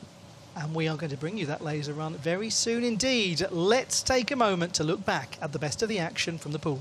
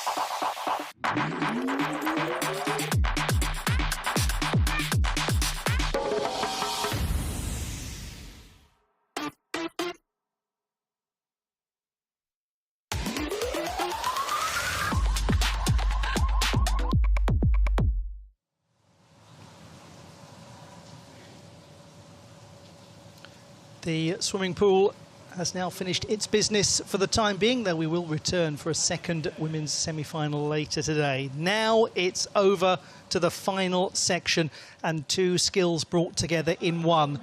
The laser run with an immediate visit to the range. 5 laps, 5 visits, 5 hits needed to exit. Everything really comes down to how much control these athletes can demonstrate when they get to the range, and especially with this new system from this season where they have an immediate visit, so 5 visits, not 4, where before they had a luxury lap, if you will, of time to settle. Yeah, I think that gave them time to kind of lose that built-up adrenaline. Now they just have to visit the range with that in mind, and that's when things start to get shaky, and that's where people lose some time. Obviously, I think for the more experienced athletes, that's where their experience shines through. But again, I mean, all these athletes are just, they're incredible. They're in fine form, and you'd expect them all to be neck and neck. I'm excited for a good show here in the laser run. Well, I think you're excited. The Hungarians are particularly excited about the performance of one Blanka Guzzi, and these are her thoughts on this interesting transition point. The transition between the swimming and the laser run is a really short time. It's about 10 or 15 minutes, so we have to take our time cleverly. I usually take time to manage my focus to the shooting. it's really hard, but I think we have learned a lot during this pass. Laser run has changed because it used to be 4 shooting series, but right now it's 5 shooting series. So I like it because it seems to be an easy change, but it's not an easy change because we had to take it mentally seriously. So I love it, but it changed a lot. Well, very, very interesting to contemplate the thoughts of Blanka Guzzi. And those are thoughts worth listening to, considering the form that she's been in so far this season. Yeah, I mean, she's incredible. And look at the Italian athletes in the bleachers there, watching over, you'd think, Francesca Tognetti, who still has a shot of making it to the finals. Another Yurt sister, the twin of Florina Yurt, who is competing in the semi-final A, watching from the stands as well. You could fill an entire stand just with the family, couldn't you? Yeah, I mean, I think there are 9 or 10.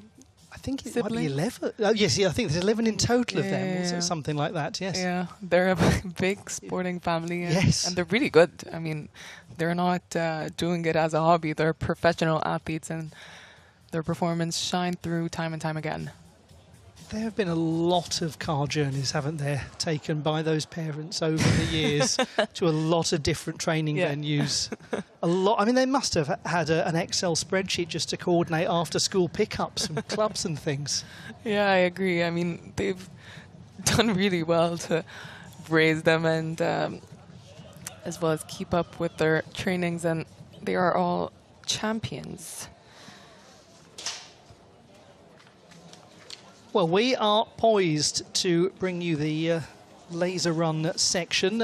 Obviously, took a little while for the athletes to get to the pool. It'll take them a little while to get back from the pool. It gives us time to take stock of all that we have seen so far. The weather's changed a bit in Budapest over the last day. It was very, very warm during the qualification. It's a bit chilly now. It is. Well, I think that's the difference, isn't it, between the two of us, because we walked to the venue this morning, and at the exact moment you said, "Oh, I'm cold," I said, "This is lovely." So, Yeah, someone who lives in London, someone who lives in Cairo. Yes, Makes sense. very slight climate differences between those two cities. Exactly, and it's also important to notice that a big portion of this laser run course will be happening outside. Of course, the arena part of it is inside as well as the shooting range, but the athletes will have to take a quick detour outside for the running course. And Paula Sofia Valencia is currently sitting on top of the pile, 9 seconds comfortably in the lead over Nadia Formand, but all eyes are on number 9, Olivia Green.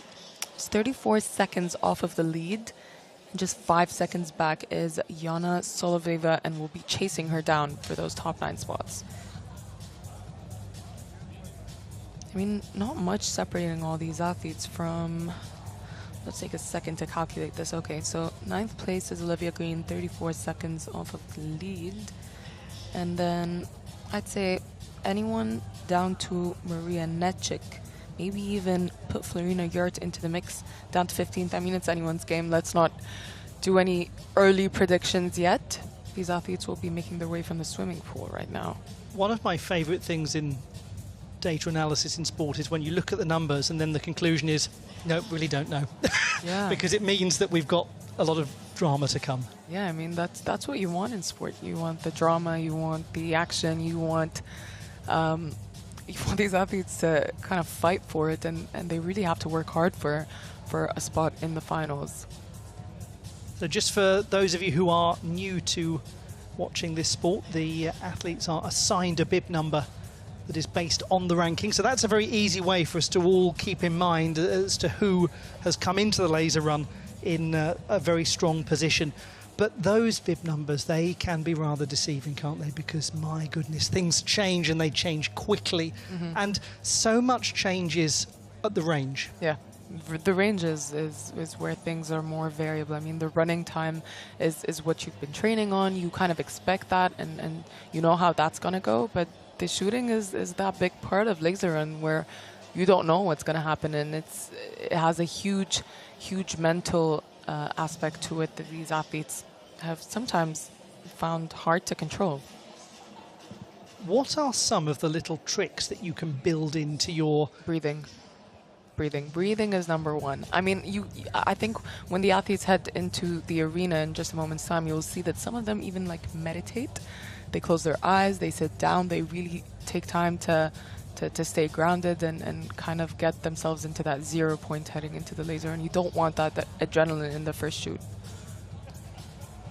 Because we're all human beings first and foremost, whether we're elite athletes or a long, long way from being elite athletes. And ultimately, nothing is less likely to make you successfully calm down than if you start shouting at yourself in your head, calm down, calm down, calm down. It doesn't work like that, does it? No, it's a mental game for sure. And I think laser run is so interesting because it's a mix of it's a sport that requires accuracy, precision, and calmness, but also you need to be really, really fast on course. And having that, hot and cold effect of laser run is always interesting to see. I mean, you have to run to the range, but you need to kind of shake your arms out, and you need to calm down. You need to make sure you're ready. It's always nice to see that. How much of the training that athletes go through for laser run, for the shooting component particularly, how much training is done as pure shooting and how much is done in combination with a run? It's mostly the combination. It's mostly the laser run because you can be an incredible shooter when you're calm, when you don't have that heart rate at 200 beats per minute. So it's mostly the combined portion, but also we do have like classical shooting sessions where we really focus on precision, really focus on getting that breathing down in terms of the timing with the shots before combining that with the running portion of this discipline. But yeah, it's a very hard sport to get right, and you can like train for months and years to perfect it, but it's always different when we are in competition mode and you have someone shooting next to you and you have to focus only on your target and get out of the range as soon as you can. It's something definitely affected by your environment. Well, here they are. Welcome back to all of these competitors to the Box Sports Centre in Budapest, and we are excited to see what this laser run brings us. Again, will it teach us everything we need to know ahead of the final? Probably not, because top 9 is the goal here for these athletes, so no reason for somebody to go absolutely mad and do everything they can to finish top of the pack and give themselves nothing left in the tank for the final in a couple of days' time. Not that it's particularly easy to exhaust the tank of these athletes because they have good reserves. Certainly she does. Yeah, Blanca Guzzi is one to watch. She is currently safely in the top 9. She's number 8 and starting 31 seconds off the lead and has a 3-second lead off of Olivia Green, who is down in 9th. I think Blanca Guzzi, I would predict and say that she's one of the athletes making top 9. I think it's fair to her to say that, given the form that she's in. Last discussions for Shin Sumin. If you really are interested in where athletes come from in the Republic of Korea, have a look at the Seoul Physical Education High School, which is where Shin Sumin went. It's an incredible place. Like a lot of academic institutions in the east of Asia, Japan has a similar setup with its high schools. You get certain high schools that are renowned for fostering an environment of elite athletes. You don't accidentally find yourself at Seoul Physical Education High School.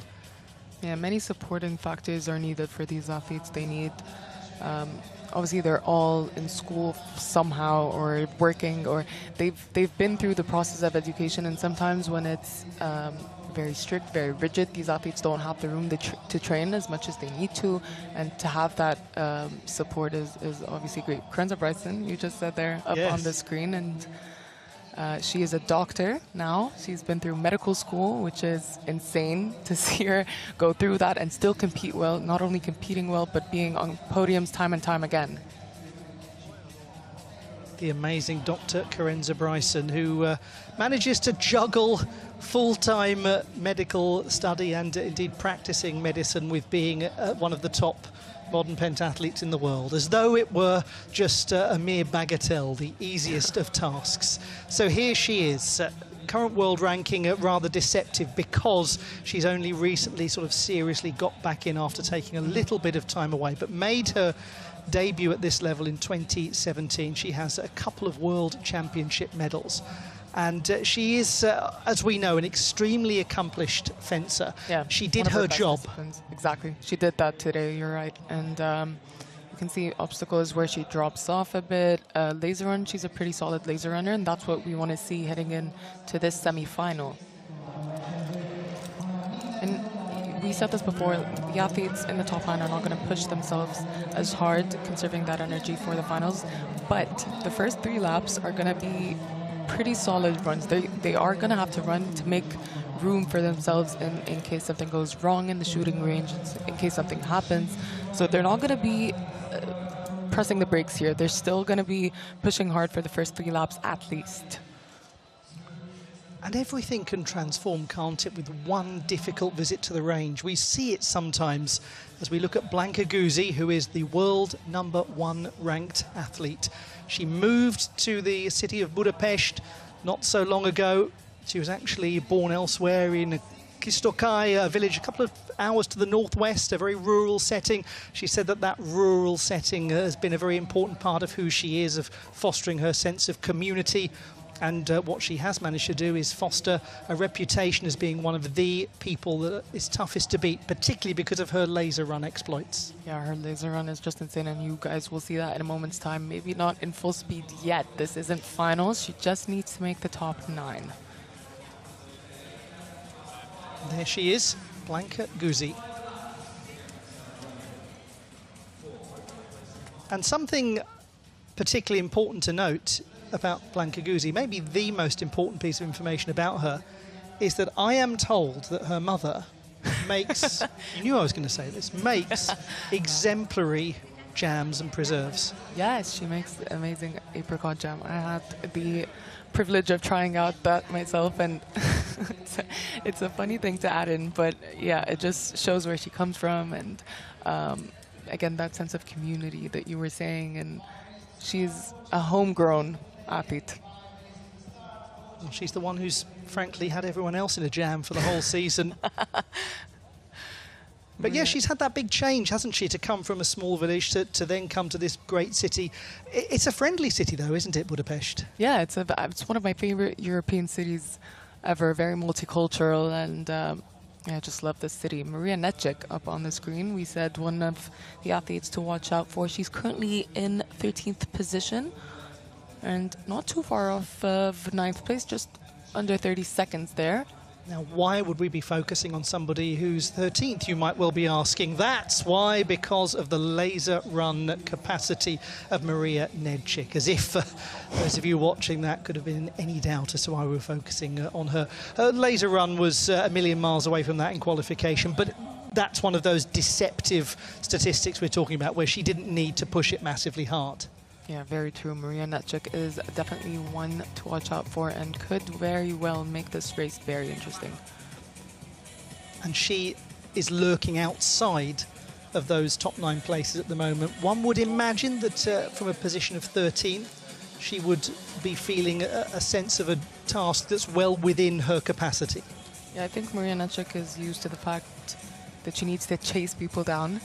And it's very interesting because sometimes when the chasers are in top positions, when they fence well, when they do well, and they're in that top pack, it's a different feeling for them because now they're being chased and they're used to being the chasers. There is the leader. There is the one who's going to get the whole process started. Paula Sofia Valencia, the youngster from Guatemala City. Yeah, starting with that bib number 1, and will be looking to keep herself in the top 9. So these are the moments of meditation that we talk about as these athletes make their way to the start-finish line now. They're just taking some time to recompose themselves and prep themselves mentally and in terms of keeping their calm. The start list for the laser run. The bib numbers, the privileges of rank, because Valencia is the leader at the moment. She will begin 9 seconds ahead of the bright young German Nadia Farmand, the athlete from Berlin who is taking a lot of the headlines at the moment. But we just remind you that the goal is to finish in 9th position as an absolute worst, and it is at the moment Olivia Green who occupies that. So we'll really be focusing our attentions on that peloton, that chasing pack that's looking to break into the top 9. And my goodness, there are some very fine contenders.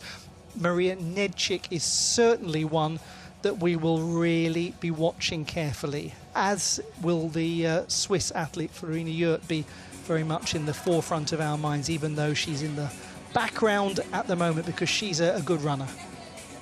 Yeah, I mean, it's hard to figure out who from the top is going to drop down and who from the bottom is going to make it up, because if Maria Nedchik makes it to the top 9, someone has got to drop out, and you just can't figure out who that person is. Here we go now, nerves as the music begins. I think this music just brings out so much trauma. The nerves get going, and you need to be prepped for that race. They look completely calm. You don't. I don't. I don't think many people watching will feel as well. But what's on her mind, the leader at the moment, Paula Sofia Valencia? Only she knows. And there is the 9th place athlete. That's the big target bib, that one, worn by Olivia Green. Here we go, final moments now. These athletes will be pushing off the start to the range immediately, and she needs to keep that heart rate down for the first shooting series. We're just figuring out a bit of a technical issue there with the countdown clock, but we will be underway very, very shortly.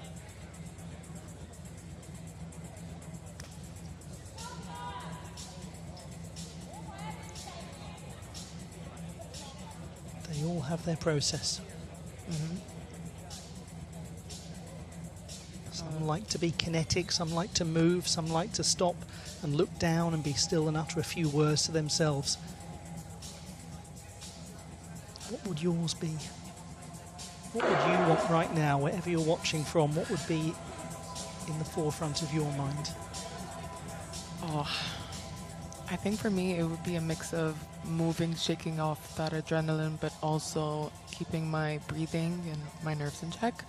And you can see a mix of that across the field. See Blanca Guzzi just down on the ground and trying to really focus and hone in on that first shooting series that she has to go through in just a moment's time. Some of these athletes are shaking it off. You can see Varga just next to Guzzi up on the screen there. These are the timing chips on their foot, by the way, if you couldn't recognize. It's that red tape-looking thing, and it will bring us the timings as they go across the start-finish line and certain checkpoints across the race. And the chips will be down soon, because we're going to discover in due course who makes it into the top 9 and who makes it into the final.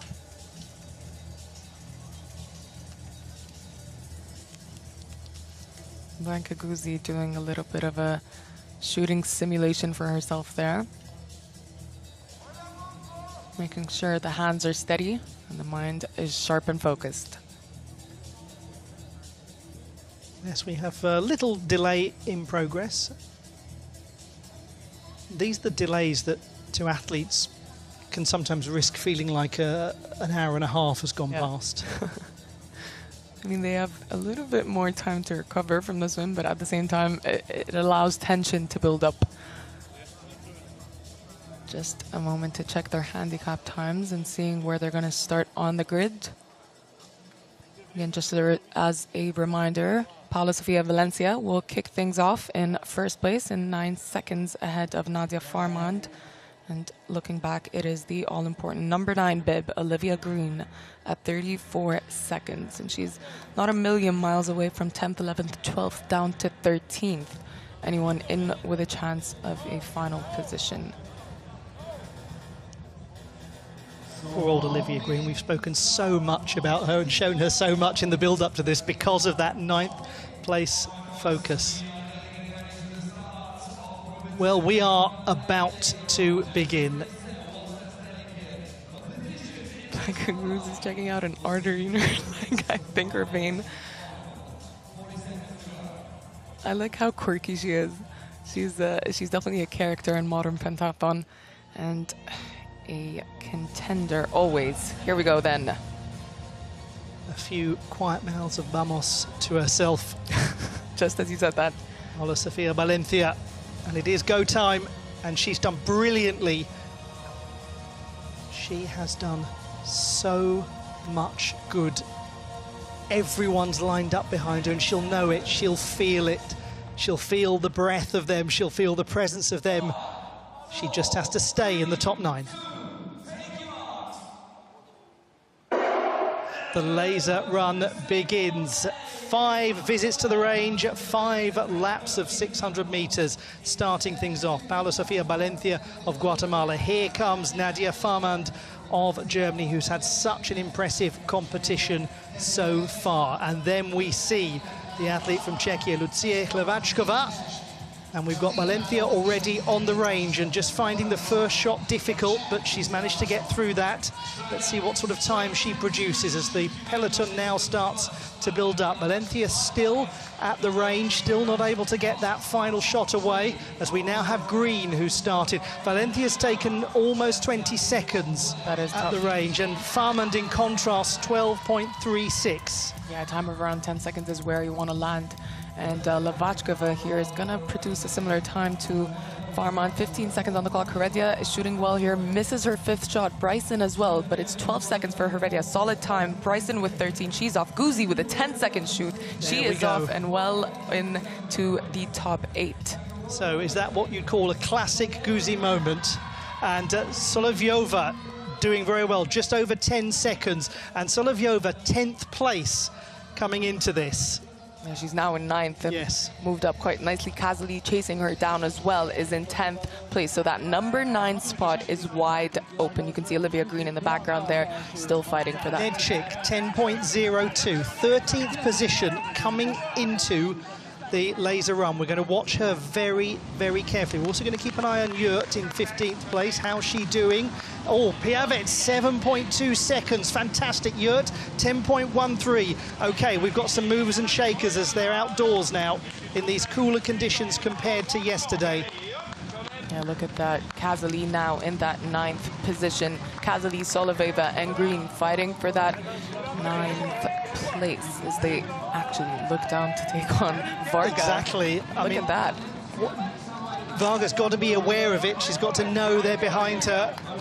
And Kazali has got a very clear eye on going beyond Varga here. Well, Solja Varga, the young Hungarian who is based in the city of Budapest. Green doing her best. She's moving up a little bit now as Kazali has gone past Varga. So this is the crux of it. This is the middle of things. This is that race to get into the top 9. Green is not going to let this slip away. Yeah, she goes around the outside of Varga, and right now she is back into the top 9 as they head to the 2nd shooting series. Valencia already at the range, making her first shot. This is much better from Valencia. Look at that, 3 out of the 5 for Valencia. 4 out of the 5 for Valencia. If she gets this under 10 seconds, it's not going to be just quite under that 10-second mark. Just can't get the last shot, can she? Oh, goodness me. Now she's there, 17.31. It looked as though it was going to be close to 10 seconds. Farmand, 13.04. She's doing really well. Hlavačková, 16.39. Heredia just over 14. Bryson, a 10.1 shoot. Very solid shoot from Bryson. Guzi looking to get out of the range. It's not a quick shoot by any means. 18 seconds for Guzi. Kazali brings herself into the mix quite nicely.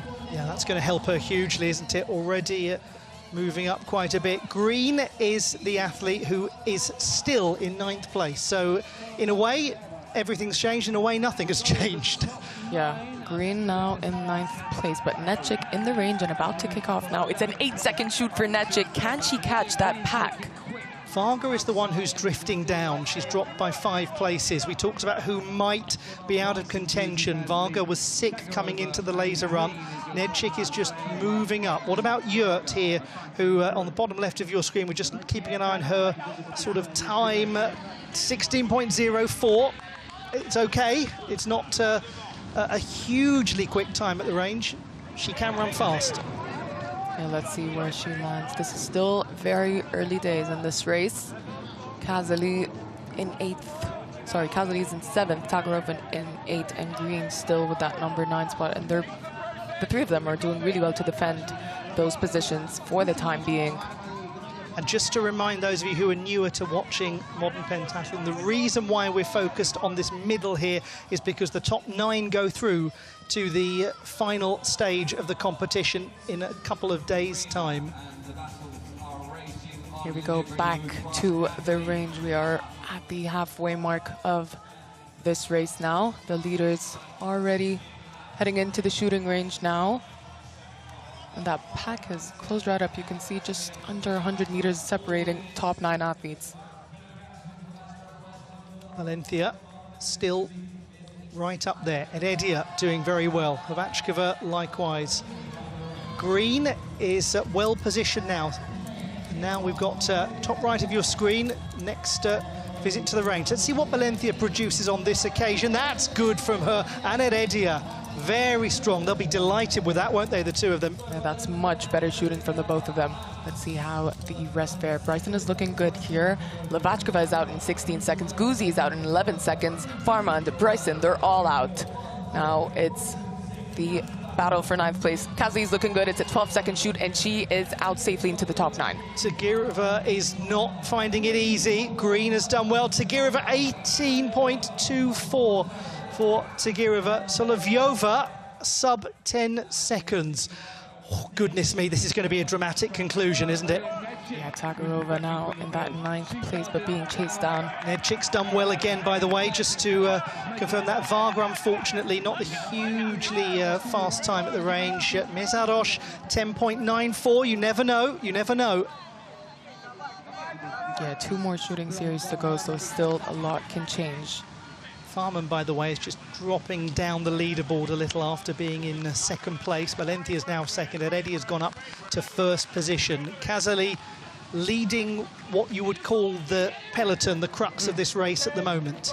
Yeah, I think that pack is working together and trying to pace themselves, trying to push, but also not trying to push too far. You can see they've built up a bit of a lead over Solovyova down in 10th place. I wouldn't say they're comfortable just yet, but they do have a bit to work with here as they head to their 4th shooting series. There is Tagirova. Amina Tagirova, the 21-year-old who's been a European youth champion. And we are getting close to the conclusion of this semi-final. It's been great entertainment, hasn't it, so far? And it's been wonderful to have you with us wherever you're watching the action from, as we look at Farmand. And now she's been drawn into this. And we did wonder if that was going to happen, Nadia Farmand. After such a bright start, things are really pressurized for her. As Kazali, I mean, Kazali's looking really like she's really handling this. Yeah, she's got this. She's pacing herself well. The leaders have now entered the range. Valencia, Heredia, Guzzi all in the range. Heredia now almost done with her shoot. It's an 8-second shoot. That is where you want to land. Here we go. Valencia with 10 seconds. Guzzi with 8. Top 3 safely into the top 9. What about Bryson and Green now we're looking at? Bryson's 11.17. How about Green here, who's in the forefront of our minds? Kazali gets in under 9 seconds. Green's there just under 13 seconds. Farman 11 or thereabouts. Look at Netchik though, 3 shots out of the 5. It is 4 out of the 5. Can she catch those top 9? Almost done with her shoot there, but Tagarova is putting on a good battle here. Netchik is out with a 14-second shoot, not quite what she needs. to get ahead of these athletes. Now, Tagirova has moved up into 8th position. Farmand has dropped down to 9th. So there is the athlete who is the target for everyone to try to catch at the moment. It's Nadia Farmand. And there's maybe just something about the way she's moving that might give others the opportunity, but there's so much ground to make up. Yeah, I think she's breaking away from the rest of the pack, and you can see footsteps at the back of your shot there. People are getting close now. Athletes are gaining on Nadia Farmand, and it is Soloveva and Nechik. You'll see them in the background of your shot there in a moment's time. But these are the athletes in the top 9 as things stand. Heredia, Valencia, Guzi, Bryson, Levachkova, Kazali, Green. Just look at the top of your screen there, the footsteps again, just starting to emerge. Just starting to threaten Nadia Farmand, who's got to do her job, who's got to keep her mind and her body focused on the task, because she's been performing so well here in Budapest. Can she hold on to earn a spot in the final in the showpiece competition tomorrow? Yeah, one more shooting series to go. Farmand just needs to hold on. We can see the athletes entering as well. That's the bell for the final lap. Or are they getting closer? They are getting closer. We'll see those differences they get across the timing chips. Guzi's leading. No surprise there. She's moved right up the standings. Heredia second. Valencia has done really well to consolidate her position. But there is the athlete at the moment who is in 9th place. All eyes on Nadia Farmand. Maria Nechik, look at that. She has her in her sights and chasing her down now. Final shooting series to go. Farmand needs a perfect shoot to get out and stay in those top 9. Here we go then. Guzi, Heredia, Valencia, all safely away. Kazali, Bryson, Green, all safely away as well. Levachkova and Tagirova away. So it's all about that number 9. Farmand in the range, missing out a few shots on her second there. This is looking costly. Maria Nechik might catch up now. It's 2 for 2 for both these athletes. 3 for Nechik. Nechik's on 4. Nechik's on 5. 9.18. Farmand is still on the 3rd shot. She's at over 20 seconds now. She's made it to 4 shots. Farmand doing everything she can, everything to get this 5th one secured. 28.09. Now the chase is on. Now the race is on for a place in the final, because Nechik has transformed things. We had her card marked with good reason. Yeah, look at that. Nechik now storming away, trying to stay safely in those top 9. Has a look over her shoulder there and checking no one's close by. Farmand and is it Varga or it's Mezaros actually now chasing down Maria Nechik, but I don't think it's going to be enough. Nechik looks over her shoulder again. She knows how close this is. Here we go. We are approaching the last moments of this semi-final A in the women's competition at the World Cup in Budapest. Nechik has got the chasing pack behind her. Has she managed to build up enough space over Emma Mezaros, the Hungarian? Again, she looks behind. I think she's built up quite the lead. I think it's safe to say now that Nechik is in the finals as they head back into the arena. Final few meters now. Look at that. She goes around that obstacle course, and you can see the leaders in the background there. One more big glance over her shoulder from Maria Nechik of Belarus, but she has done superbly. And there we go, the rest of them celebrating their moment of qualification for the final, all in their own different ways. They cross over the line, and they're going to be joined, those top 8, by 9th place, Maria Nechik. Congratulations to her. Those are your finalists: Heredia, Kazali, Guzi, Valencia, Levachkova, Bryson, Tagirova, Green, Nechik. And commiserations to Emma Mezaros and to Nadia Farmand, who's just slipped out there. Yeah, it was that final shoot. Yeah. It was just that final shoot. I mean, she was holding on to 9th and had that bit of extra space to make it through, but unfortunately it was that final shoot. It was 28-second shoot, I believe, from Farmand. And you feel for Yurt, who had that uncharacteristic moment in obstacle as well. That's the thing with pentathlon, it's so unpredictable, and every competition we have different circumstances, and different athletes shine, I think, in different competitions, but these athletes are all safely into the finals. Top 9 up on your screen there. We have just the last few athletes now making their way towards the line to conclude the first semi-final in the women's competition, with the second one set to get underway in just about an hour and a half's time. Yeah, that was definitely a dramatic race. Maria Netchik pulled off that one at the end there. It seems like she came up in 9th place at the end, but she was working towards that the entire race, shooting consistently, running well. She was pushing herself from the start, and it paid off at the end. Maria Netchik is incredible for a reason, and she showed us that today.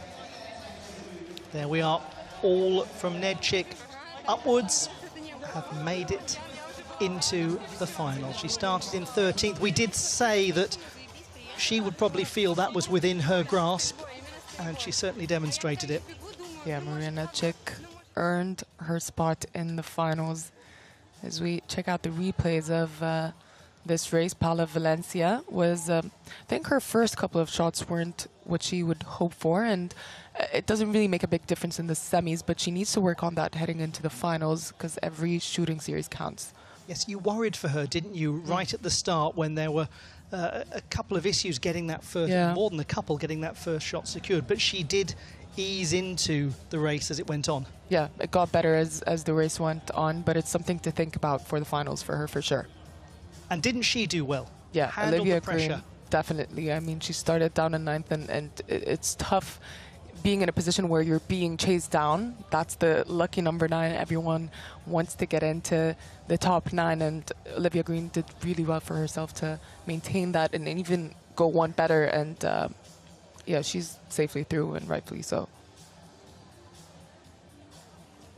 Levachkova as well, I saw, I mean, her shooting was not great today, and maybe that's something to focus on heading into tomorrow. Tomorrow's a big day for these women. They usually have a day in between the semifinals and finals to rest and kind of recover, and this time they don't. So I'm interested to see how that changes or affects their performance.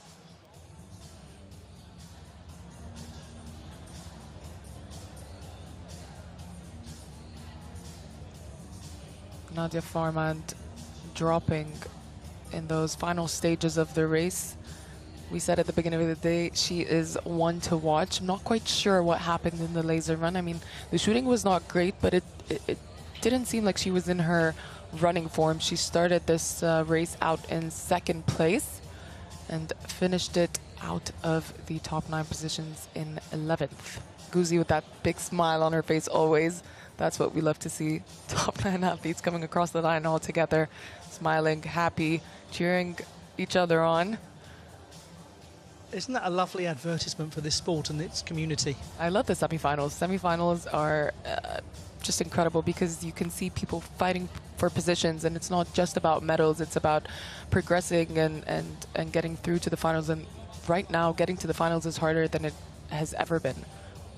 Netchik, you could see just how spent she was. She was running fast from beginning to the end. Yeah, she was the one not looking in quite so cheerful a mood as she crossed the line there. As you say, her path was a lot more dramatic. And for other athletes, you know, it really is just so difficult. We see there Emma Mezaros, who just missed out, finishing in 10th place, gave it everything. She did. Really gave it everything. She did. I mean, again, it's about getting into the top 9, but also every position you secure higher, you get extra points added to your name in terms of ranking, world rankings. So that's important to notice as well. Here they are, your qualifiers for tomorrow's final. At the close of play in the laser run and semi-final A, we congratulate all of these athletes on the first page, and they'll be joined by a few athletes on the second page as well, who had a more dramatic time of things to get through. Well done to Maria Netchik. She just about managed to fight off the challenge of Emma Mezaros, as Nadia Farman couldn't quite hold on. Just 4 points separating 9th and 10th place. That's 4 seconds. If you think about it in terms of swimming time, if Mezaros would have swum a second faster, she would have been in. If she would have done 2 seconds faster on the obstacle course, she would have been in. And you kind of think about that and analyze that as you finish that race. And I don't know. I mean, they've put everything into this competition regardless, and they all deserve a spot in the final. Unfortunately, there are only 9 people that can make it through. They certainly have the respect of the sporting world for getting to this stage and giving it their very best. And we have a look back at the best of the action from the laser run and remind ourselves of how it all happened.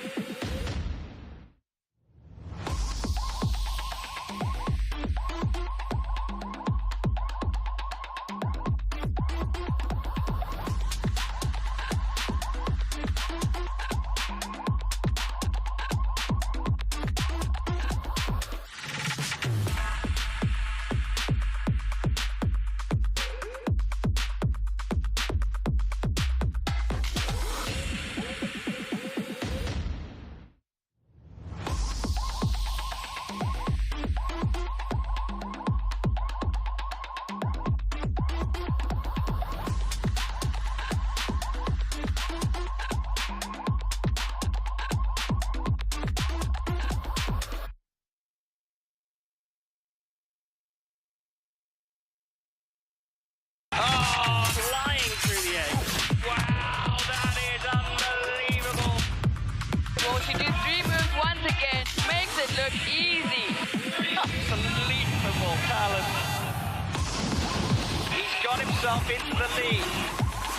Smile. Look at that shooting accuracy. He's going to cross the line as a deserving World Cup final champion.